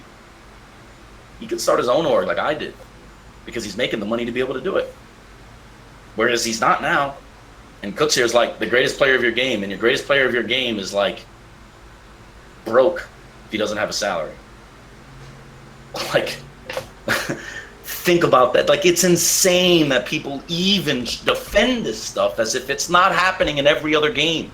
I just mentioned Fortnite and Epic and their failures, and they were a more colossal failure than the predecessor to Rocket League and Rocket League the first time. It's mind-boggling to me that people defend it and think this is like some pipe dream. When I literally went to Valve and was like, hey, listen, there's this game coming out that I think is going to be pretty dope. I'd like to be able to show them like proprietary material and like how much they can make, we can make, and how, blah, blah, blah. They gave me the NDA to sign. So I literally, since 2015, had the information like, here's how you can do it. And another excuse they'll bring up is, well, we're on multiple systems. Yeah, I mean, and Fortnite's not, and Rainbow Six isn't, and Street Fighter 5 isn't, and yada, yada. You know what I mean? Like, the benefit for the microtransactions is that it gives players a new way to monetize. That puts the power back into the players, because at the moment, the organizations have all the power. And yes, I own an organization and blah, blah, blah, blah. But the truth is, I was a player, and I started my own organization because I was unhappy. So I'm not going to do the same to our players, which is kind of why I think we get along so well, even though we went through hard times too. I'm not going to run from that, right? Like we have, and we'll talk about it in Cook's profile, because it's like, all that stuff. And the argument that they'll have is you got to have patience. It's 2018. I can't emphasize this enough. Patience? Really, patience? This is what we have to have, patience? Like, I've been hearing this BS for forever. It's like, microtransactions affect us in our gaming lives every day. I'm not going to defend it anymore, because it should be so blatantly obvious, like it's breathing. It should be as obvious as you need oxygen in your brain in order to survive. If not, you will be brain dead and incapacitated, and you will eventually die. Are there any cons to like in-game items or anything like that? Would there be any reason for people not to implement it?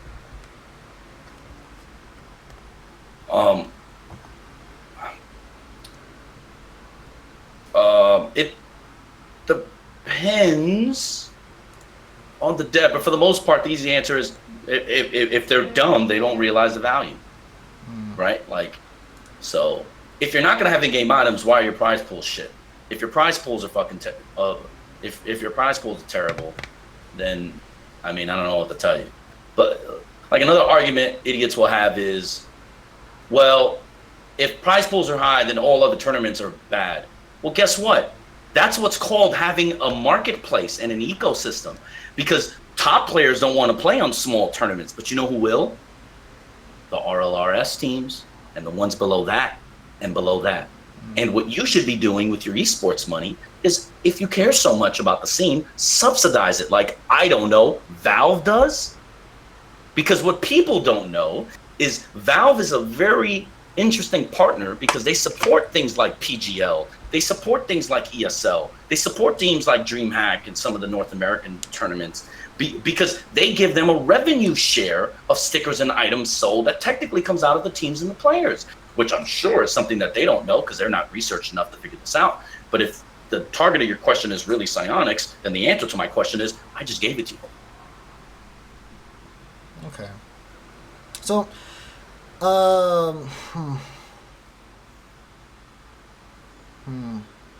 Yeah, I don't mean to kill your feelings, homie. No, I'm not trying to. You're not hurting my feelings. Like, But no, like you're asking me direct questions, and I don't. My intention is not to make you feel stupid or come off to your people as if you're stupid. It's not. This is obviously years of frustration that's coming out, which is part of the reason why I didn't want to do the show. But I think, and I have to like be very careful with what I say, because they get really butthurt, and you know what it is. But it's like, this is such a basic, easy concept that it's like insane to me that this isn't like, instead of you asking me why is, you should be saying to everyone, including psionics, why aren't you? That's I think a better question than the one you're asking me, because I can give you facts and information that can back up my claims. They can't, because every excuse they give you is trumped by the fact that someone else has done it that's better and smarter and more capable than them. That's just a fact. Just is. I hear you. I hear what you're saying.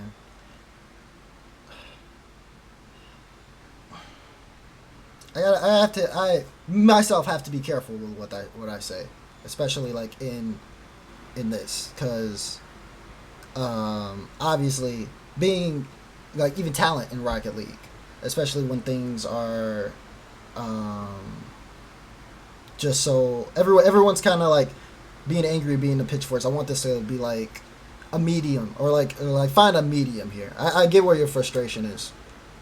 And yeah, I mean, for me, people's biggest gripe with me is they don't like how I speak to them, right? They don't like that I can come on here and say what the fuck I'm saying, and I know what I said, right? Like, I know that I said they're not capable, and they're not. They've proven they're not, right? And they're going to have a hard time with that. And I think this is why I'm unliked, right? So the reason that to answer a bunch of your questions, this is a prime example of why. But I think the unfortunate part is people only hear how you say it and not what you say. Substance matters. And I think in this day and age in particular, we have this really hard time with like sensitivity, man. You know, he's a jerk, or like I'm this or I'm that. But it's like, okay, because I'm giving you facts and you don't want to listen to facts.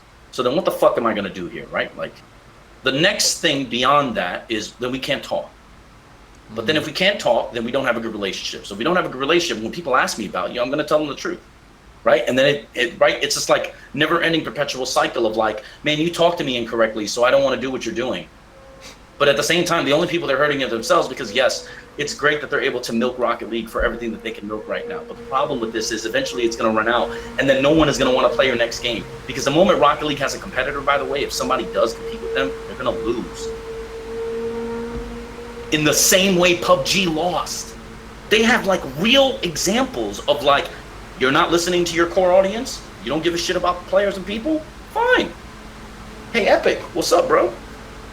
It's like, you don't even have to listen to me. I could die tomorrow and like none of what I said would have changed, because it's not like these are things I want to present as my truth. Right. You have real examples of this stuff happening in esports. In particular, you have it happening in Counter-Strike right now, where like everyone wants a competitor to Counter-Strike because Valve is doing very unnecessary things, and players are pretty upset. And there will be a competitor coming very soon, which I can't mention, but within this year, you can come back and circle back. There's going to be a competitor to Counter-Strike in now, and they may have a hard time, particularly because you know when you don't have when there is no competition, there's no reason for you to improve. And this is largely what happens in, you know, all life, right? Oh, yeah. Absolute power corrupts absolutely. That's like a very real thing.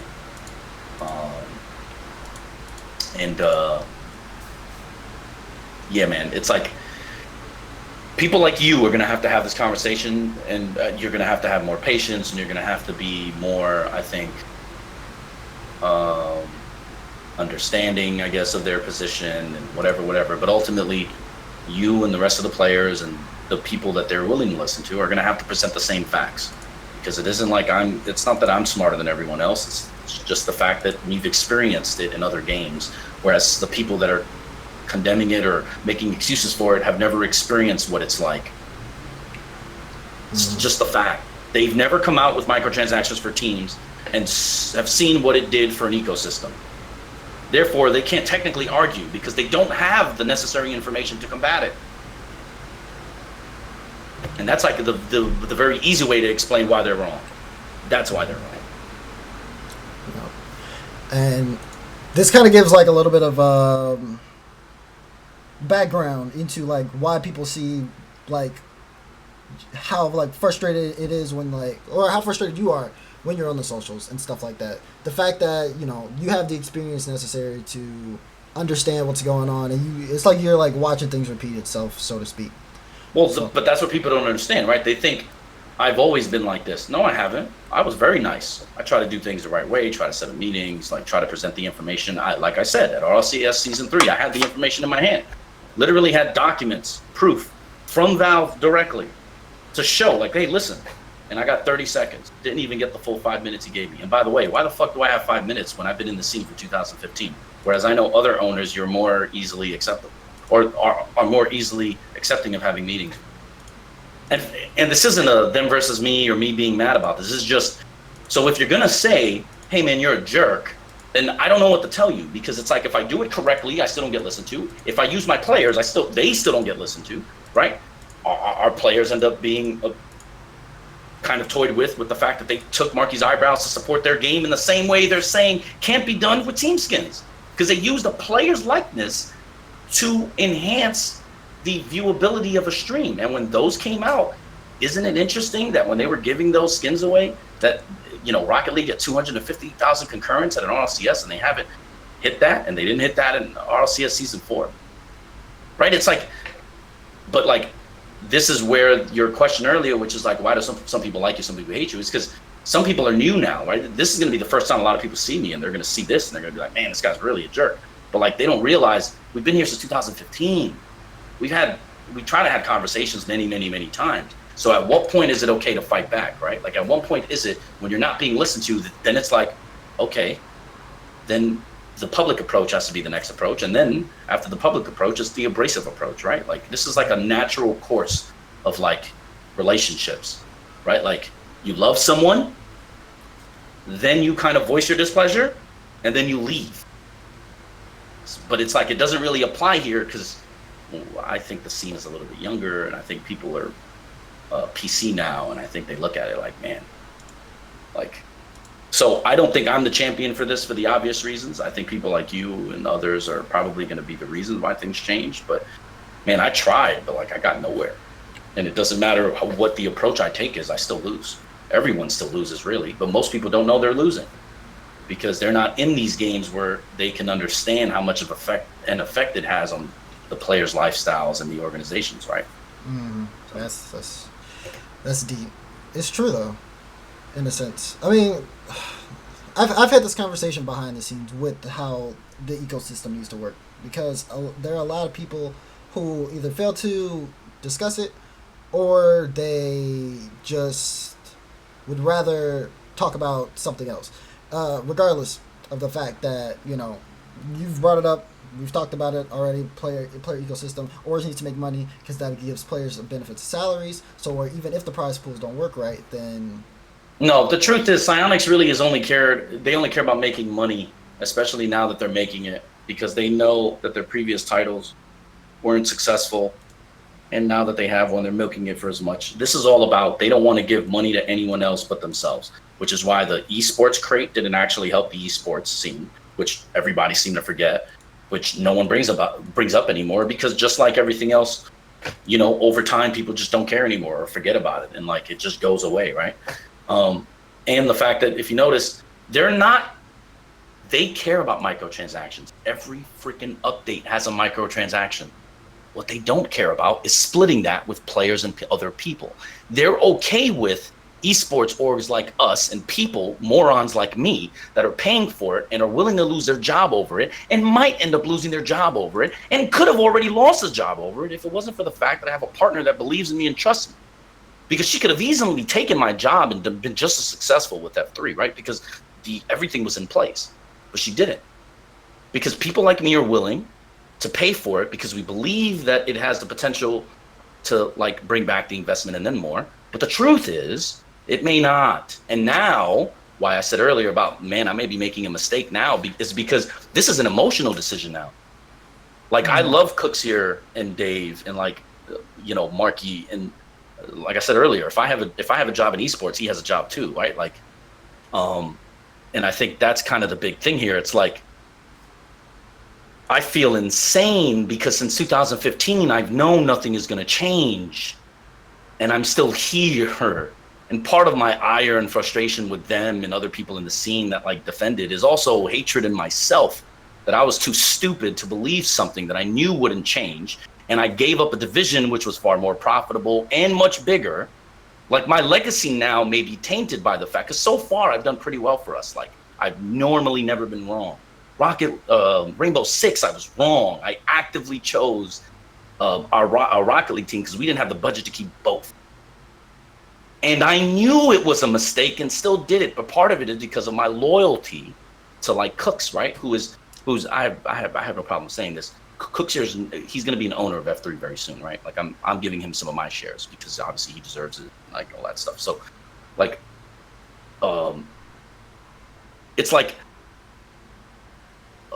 for anyone else to say that they have proven that they don't care about the scene, they really just care about themselves. If people argue that point, they're not being rational, because every update has had new skins, and yet nothing has been there for the players in the scene. And 150K has been the prize pool for about 3 seasons. The game's not growing, right? So Rocket League is an emotional decision for me, and I lost. That's how I know I lost. Just like in an argument, when all these guys flame me or talk shit, the reason why they come back with this, it's how you say it argument, it's because they lost. It's because it's an emotional decision at that point. So they're getting butthurt and saying, no, man, I don't want to argue with your facts, because they lost. Right? In the same way I can very openly say Rocket League is probably going to be my biggest failure, and it's because of all the things that we've talked about and mentioned, right? Like, it's okay. Like, I'm okay with saying that I made the biggest mistake of my career just recently, given the size and scope of Rainbow Six. And I know it was an emotional one. It wasn't based on logic and fact. Part of it is I know it can change and it can turn, but I don't know whether they'll let it, right? But a big part of it was an emotional decision. And that's how I know I lost. That's why I can so easily say this about someone else, is because I will very openly and very willingly say it about myself first. And this is the very big disconnect that happens, which you know, because I mentioned to you some stuff about like casters and stuff beforehand, how like they'll tell me not to do it, but then they'll do it. And when I call them on it, it's like, and this is like a perpetual cycle that seems to happen in Rocket League, right? It seems to be like a big thing here, where like, now I don't know if it's the age thing, or I don't know if it's because Twitch's relationship made them feel more confident and more positive than the scene and themselves. But, you know, this is like a real thing that's happening. It's like people's perception of stuff is what matters. It's not the factual information about these things, right? I have a really good salary from Psionics, so I'm not going to say that, like, you know, RLCS is losing viewership even though it is, or that the scene isn't growing even though it isn't, right? And that's okay. I'm not advocating people ruin their lives like I did, or not ruin their lives, but like risk their careers like I have, or like risk their financial situation, because I obviously am a team owner and I invest in a lot in this and a lot of time, right? So if it fails, I fail, right? Like, I don't expect people to have this sort of attachment, which is why I said that people just aren't as invested as I am, which is why they don't give a shit as much as I do. But I care enough because we also have people we have to care for, right? Like Dave, right? Like Cooks, and like everybody else, right? So like for me, it's even worse because it compounds those feelings of frustration, because you have other people that are involved in that decision. And if you make an incorrect one, or if you're wrong, then you change their lives for, I guess, the worse, right? So I don't expect people to look at things the way that I do, or have a perspective, or the perspective that I have. But what I really dislike is just people just are ignorant to facts. And I harped on the socio-political climate earlier, because I'm sure now that I'm telling you, you're beginning to see it yourself. How, like, man, our socio-political climate is also really peculiar, because it really mimics the situation here that we're involved in this particular genre of game. And, you know, no one, I guess, wants to give the credit where it's due and say, like, man, maybe he has a point. They're too busy looking at me saying it and going, man, you're too abrasive, or you're too active, or you're too this. And it's like, man, I don't know what to tell you, bro, because I try to be nice and I didn't get anywhere. And now that I'm still not getting anywhere. But like, I don't even want to make the arguments anymore. Just please look at the facts. I just gave you, I'm not even bringing historical stuff. I just gave you shit that happened within the last month. I gave you Epic, which if you research the topics, the two companies, you'll see the direct parallels. And you'll see that the one real difference in the hype is just it's one decision made, really.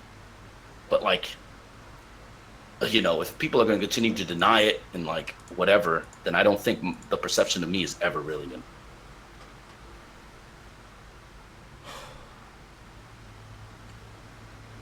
Yeah, man, not trying to be a dick. You're not being just a dick. Saying. You're not being a dick. Just saying. I'm letting it breathe for everyone else. We could sit here and talk about it all day. I think we've just like alone we've talked about it for like 30 minutes in its own. Um, yeah, and I could sit here like we could keep going about it, but I actually have to move it on. Sure. No. I don't mind. It's just you keep asking questions that kind of relate to this. I It's know. like, I mean, I you're gonna know. keep asking it. I'm gonna keep telling you, man. It's not, So we're gonna like completely like shift off that subject. I think Yeah. and move on to again. You've talked a lot about Cookser in the show, and Yes. you've given him a lot of high praise. I've heard you say the Cookser is the best thing to happen to Rocket League esports. Can you explain that? So the reason why we're playing on 240 hertz monitors is because of Cooks here. And do you want to hear the whole story or do you want to just say that? The whole story. So we had a boot camp and he was like super butthurt because we were using 140 hertz monitors, which was like really a thing. It was our RLCS season 3 boot camp in New York. And he was like, man, this is not right. Like, I can't see the game. And I'm like, what do you mean? I see the game right here.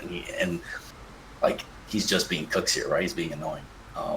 Because like Cooks here sees stuff and complains about it, and then he ends up being right, and then we're just like, that's why like I kind of make a joke earlier that like he's like an idiot savant. It's just me being facetious, but like he's a savant. It's just it's frustrating because like he could tell the difference between a 120 hertz monitor and a 140 hertz monitor, and we tested it in that same scenario. I was like, bro, there's no way you can tell the difference, man.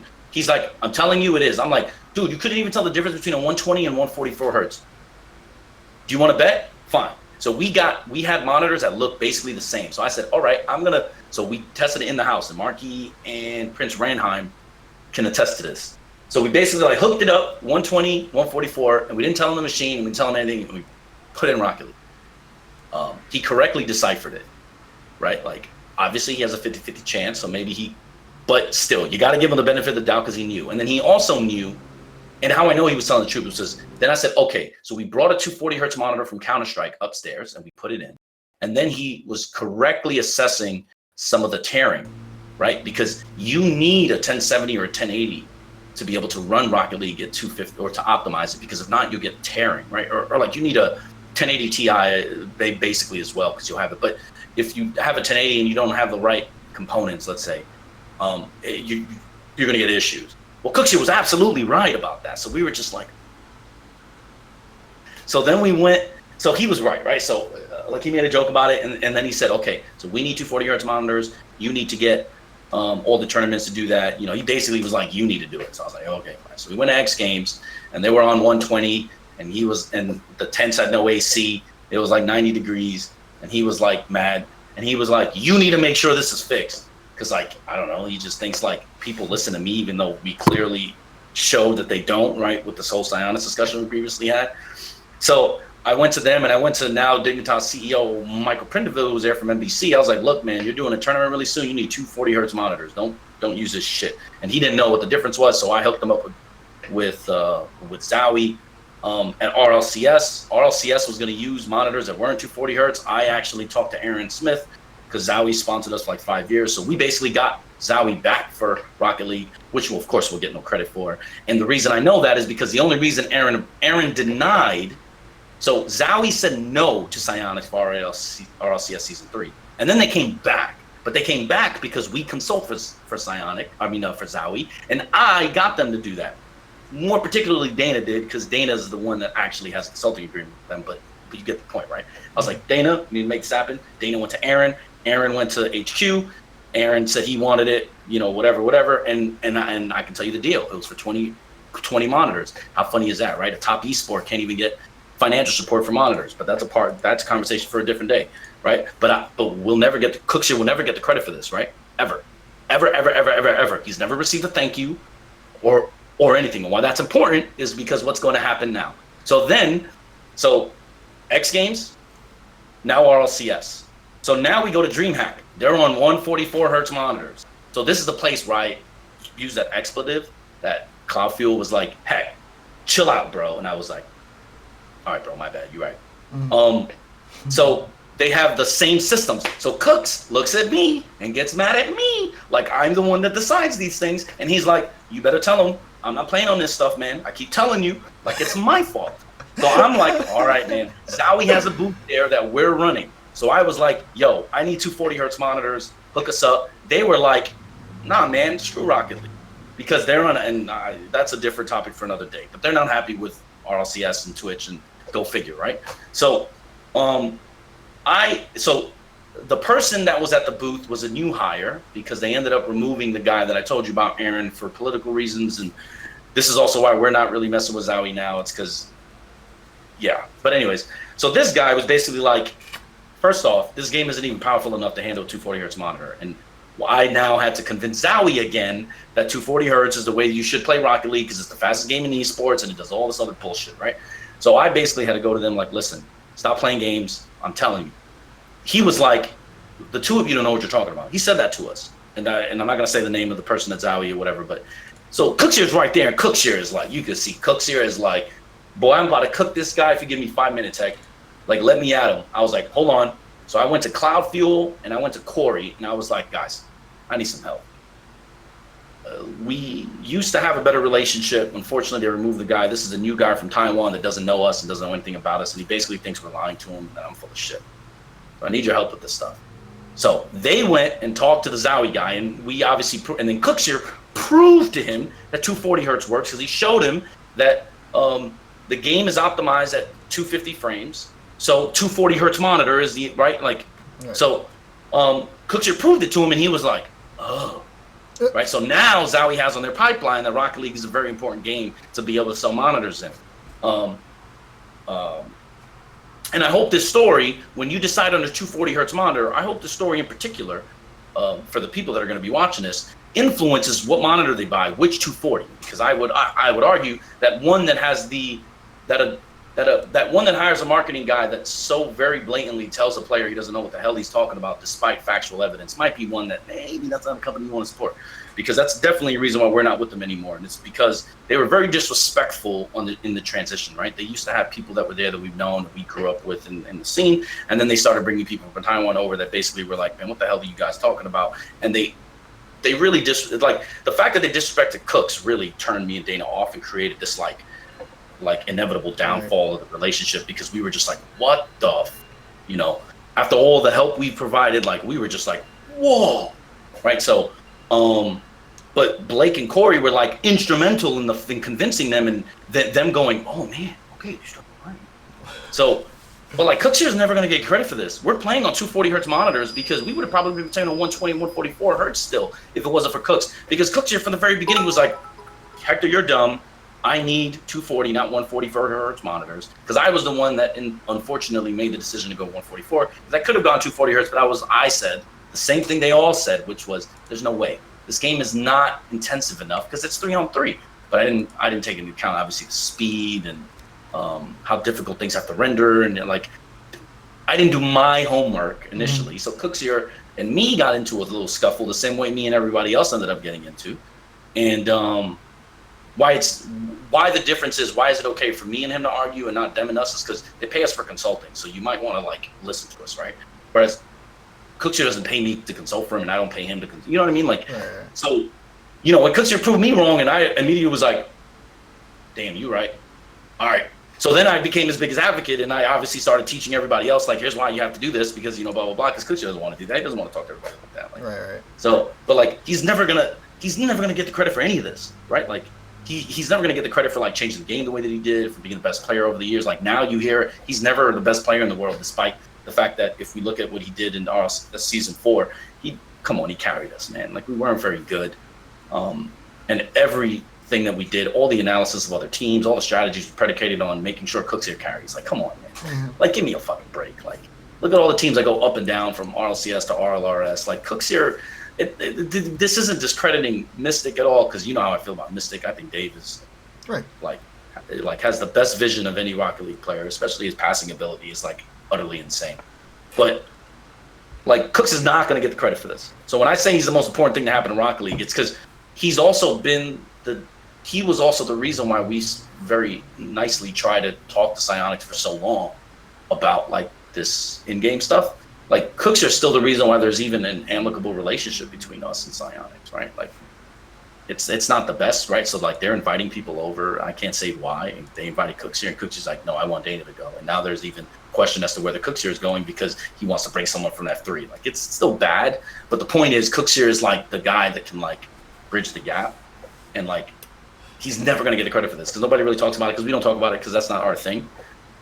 But since I'm here and you asked me that question, that's why like I tell Coffee all the time like he's probably the best thing that ever happened in Rocket League and nobody knows. And it's literally because he's also affected not only the game, the way the game's played, but the way everyone plays the game. And I don't mean in-game. Yes, he did that too, but I mean out of game. And we had to go through and we severed. Unfortunately, we got the short end of it because it ended up severing a relationship we had with a sponsor for 5 years because of the way they handled that scenario. And also, obviously, like I said, we got them to sponsor RLCS and didn't even get the credit for it. Right? Like, we still get shit for it. Was that event, was that Dreamhack Atlanta? Yeah, man. That was Dreamhack Atlanta. And Cloudfield, if you speak to Cloudfield, he'll tell you. Because him and Cody, or him and Corey, oh my God, I'm sorry, Corey, you're going to hate me. Him and Corey were like the guys that I use. I was like, guys, I need your help, man, because I can't deal with this shit no more. Like, these guys are actually acting like I'm an idiot. And I know I'm not an idiot. So maybe I need you guys to, like, actually help me here. And they did, right? And then that's when Cloud told us that shit that, like I said or whatever. But it was in that conversation because I was like, man, these fucking, and he was like, yo, you can't do that. Like, I was like, all right, man.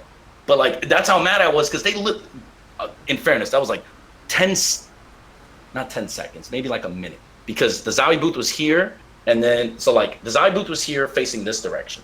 And then Rocket League and Psyonix, the stage was here. So it was just a short walk. No, but yeah, like, so like I went in anger because they just disrespected Cooksier, and Cooksier's face was like, dude, if you don't get in the middle of this, I'm gonna swing on this guy. Like Cooks got so, like we talked about it afterwards and like it was super funny, but I was like, hold on. So I was mad because I knew Dana wasn't there, and Dana's normally like, if we have a problem, like Dana kind of has me on a leash, right? So like I know if I'm gonna get to a point where I'm gonna flip on somebody, I just tell her, she does the talking for me, and I just move on to other things, right? Like she's actually like the little voice on the shoulder thing. So like that's basically Dana and Finch, right? So she wasn't there, so I was like, all right, man, I'm not about to like start World War III with these guys right now. And then just frame of mind, I was like, shit, Cloudfield's here. And then I was like, okay, Corey's here. All right. So then I went and I did that, and that's what happened. But like, it's like super crazy, right? Because like, that's the greatest player of all time now, literally changing the hardware that the game even runs on. Yeah, the reason that's a story no one knows, and even in his profile piece, we're not going to add that because that's like too much info, which is why I don't mind saying it here. The reason I brought it up was because I was there at DreamHack Atlanta. I was there to cast the BYOC that they were doing in main stage, but like me being like a Rocket League junkie, I wanted to help out. I was there. We went early. We set up. Like I helped set up and like walked around and stuff. It was one of the reasons why me and Dave got so close, was because after they had went out to party, he had a hangover. Oh no! And I was like, "Can I?" Don't make it public. Oh no! Don't make it public. Oh, okay, guy, I'm not gonna. We talked about it yesterday too, but that's funny because Yukio doesn't know any of this, and for Yukio's sake, we need to make sure that Dave from Dundee is an exemplary example, like he needs to be like the face of like what's right in Rocket League. So you can't ruin that for him. I'm not gonna ruin it for him. But God damn it, Dave! Oh my God. I walked up to him. I talked to him. He wasn't feeling good, and I was like, since I was working main stage, I had access to all like the main stage refreshments. Like other players can attest to this as well. I'm walking around asking players. I'm like, do you need anything? He's like, a bottle of water. I'm like, I don't have water. I have Gatorade. He's like, that'll be great. And then I gave that to him. Then we met at the after party and we had a good chat and stuff like that. But no, Dave from Dundee's the best, man. That's my little homie. Yeah. So I look at Marky and Cooks here, like they're my little brothers, especially Cooks, right? And there's some things that you'll find out in his profile as to why I feel that way. But one of the things I'll say publicly, which I won't get into only because it's going to be in his profile piece, not in this RLCS. I don't know if they ever do an RLCS, but we already have his profile piece planned out, right? So because he's an F3 player, you know, it is what it is, right? You never know. He may never get one because he's affiliated with us, you know. Mm. But so we went through a hard time with sponsors, and Zowie was one of them. I don't mind. We went through a hard time with sponsors, and I guess they were going through a hard time too. And it meant that, like, for a while, like, we weren't good to our Rocket League players in a particular sense, and it was that, like, we were late on payments. And that was probably the darkest period of my tenure. And Cookshare and Marky were very supportive. That's what I will say. Obviously, everything got fixed. Everything turned out well. But, like, when you're running this lean as a company, when other people don't come through with their agreements or contracts, then it fucks you over. And then you end up having to make decisions. And that was pretty tough. But I think after that, I think my relationship with them got better because I knew that they did have our back. So I was kind of mad. I'm still kind of hurt over the fact that it feels like those two guys don't ever have my back when it comes to Psionics, because they have this blind loyalty to them, even though they're not loyal in return. And that was a scenario where, like, they showed me, no, that's not true. It's just they have more years spent, or just it's a nostalgia thing with the SARP guys and being able to talk to them more closely, whatever. So, like I look at them like little brothers, and I think that was like the start of me going, all right. And obviously I told you what I told you about Cookshare. He's going to own part of F3. And I obviously told you about Marky, that he'll always have a job wherever I'm, when he's done playing. He'll always have a job wherever I am if he wants it. So, and it's because of that, right? And like, this isn't a slight to Dave or anything. It's not that he just has, like, it hasn't got there, but I love Dave. Dave is my homie. As a matter of fact, the reason he's captain is basically because I basically knew after meeting him that, like, he was the guy. Like, he's the glue piece. It's not Cookshare. Dave is the glue. Dave is the real heart of the team. As weird as that sounds, it's because Cooks is, like, so hyper focused. Like, Cooks doesn't have the time to be like, you're a good teammate. Here's like all the things you need to do to get better, or like what we went wrong. He's like so focused on, like, Rocket League. Dave is like the real heart and soul of the roster, to be honest.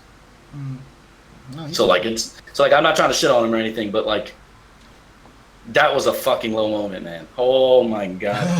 I love Dave, but that was one I never want replicated ever.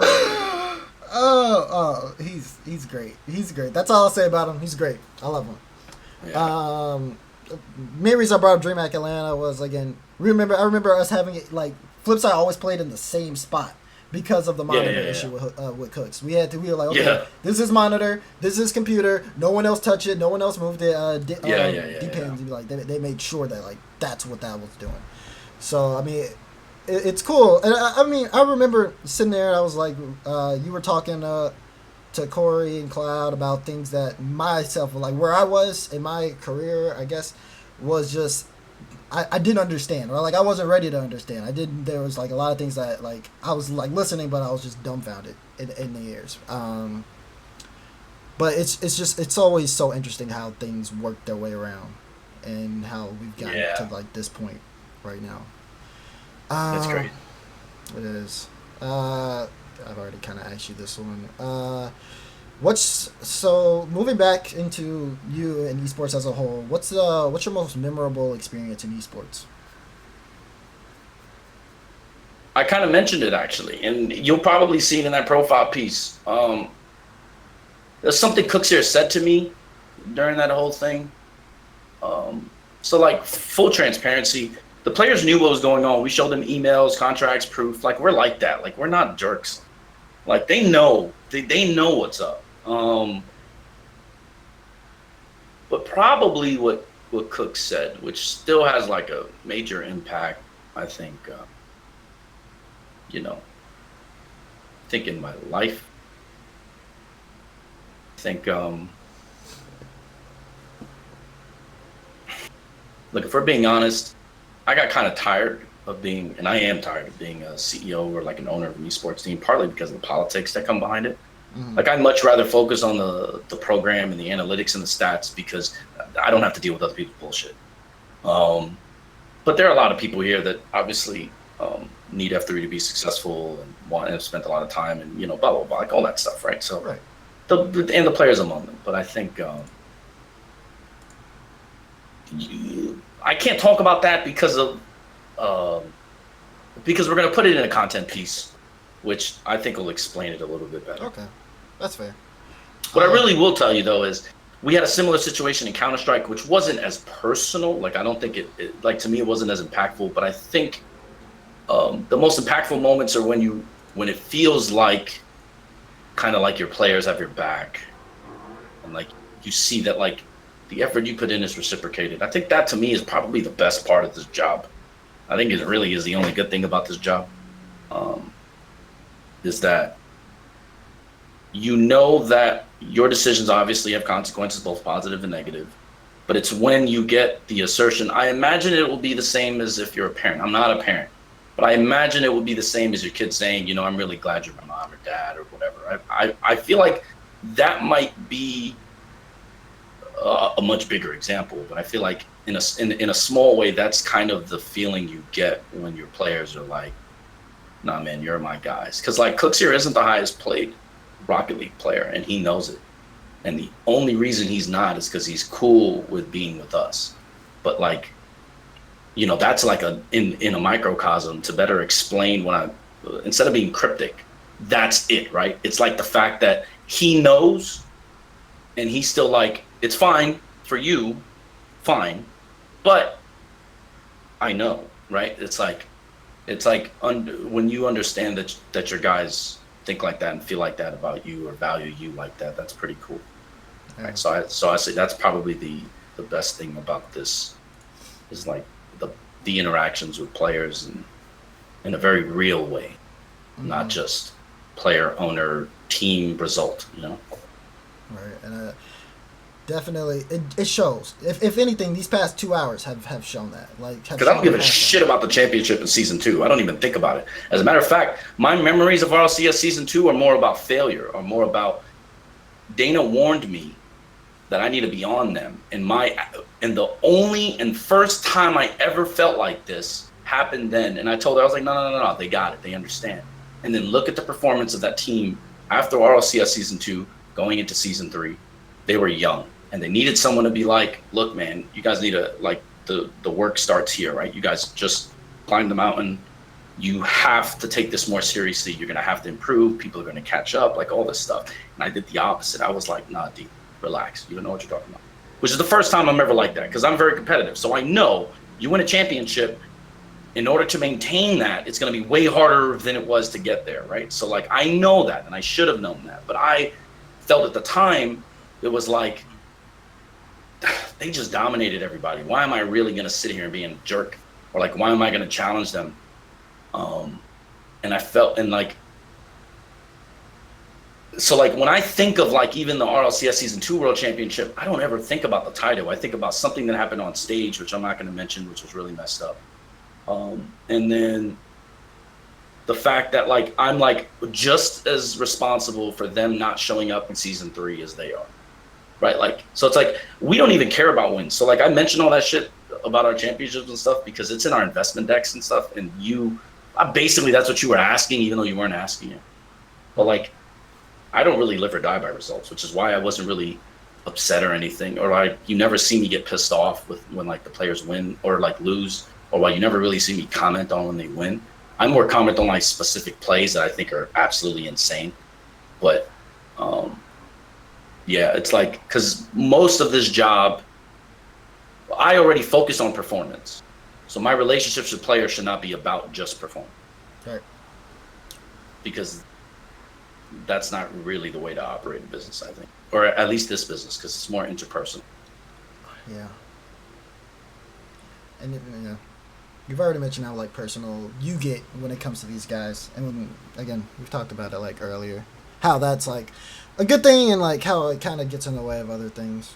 But we got two more topics to talk about. Okay.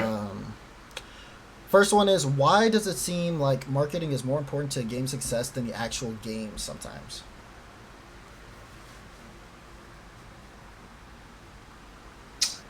Okay. I guess you use Fortnite as an example. I told you it was around for 6 years and didn't do well, and then obviously Drake and Ninja, and then it blew up. I mean, it was already bigger than PUBG because people like the whole, battle royale thing because it's very fun and competitive and it's fast. But I think another good way to explain it too is look at F3. Look at my inability. I don't sell myself well, so the marketing of our organization and our teams and players like Cooks and stuff, it's still very limited because I'm like still a caveman in some sense when it comes to that because I feel like our play should do the talking, our results should do the talking, but there's so much noise that no one will know that, right? Or no one cares, or no one thinks about it. So I think as I got older, I had to understand that perception is obviously reality, and it's just the case. It's like the most successful esports largely are that way through sheer marketing. The obvious example of the contrary to me is Counter-Strike. Counter-Strike was the one that wasn't the marketing. But there really isn't any easy way to explain it without being critical of society or gamers as a whole, right? Because it's not about how good the game is sometimes. It's about like just what the general perception of the game is. And the whole PewDiePie and, once again, it goes back to people paying people. There are game devs that will pay people to, or big streamers that, so it's like there's a reason why streamers have Rocket League flags in there, but not Teamworks, right? It's because that marketing is oftentimes more important than the actual game. And in an esports fashion, that's why some teams don't win anything or don't do anything positive or whatever, but everyone talks about them. Marketing is, I would say, one of the most important facets of our industry, and it's probably been my biggest failure. So I don't know the real answer without getting too introspective, but some people might look at it like critical. So Well, that's understandable. The points in this conversation have kind of been made a little bit earlier, so I was kind of teetering on that one. I guess lastly, so first few things that like we brought up at the beginning were the fact of you play competitively in traditional sports, and then you also were into esports as well. If you could compare the two, how would like the two measure up? Like, are there things that we can take from traditional esports that apply, or should esports do its own thing? That's a good question. All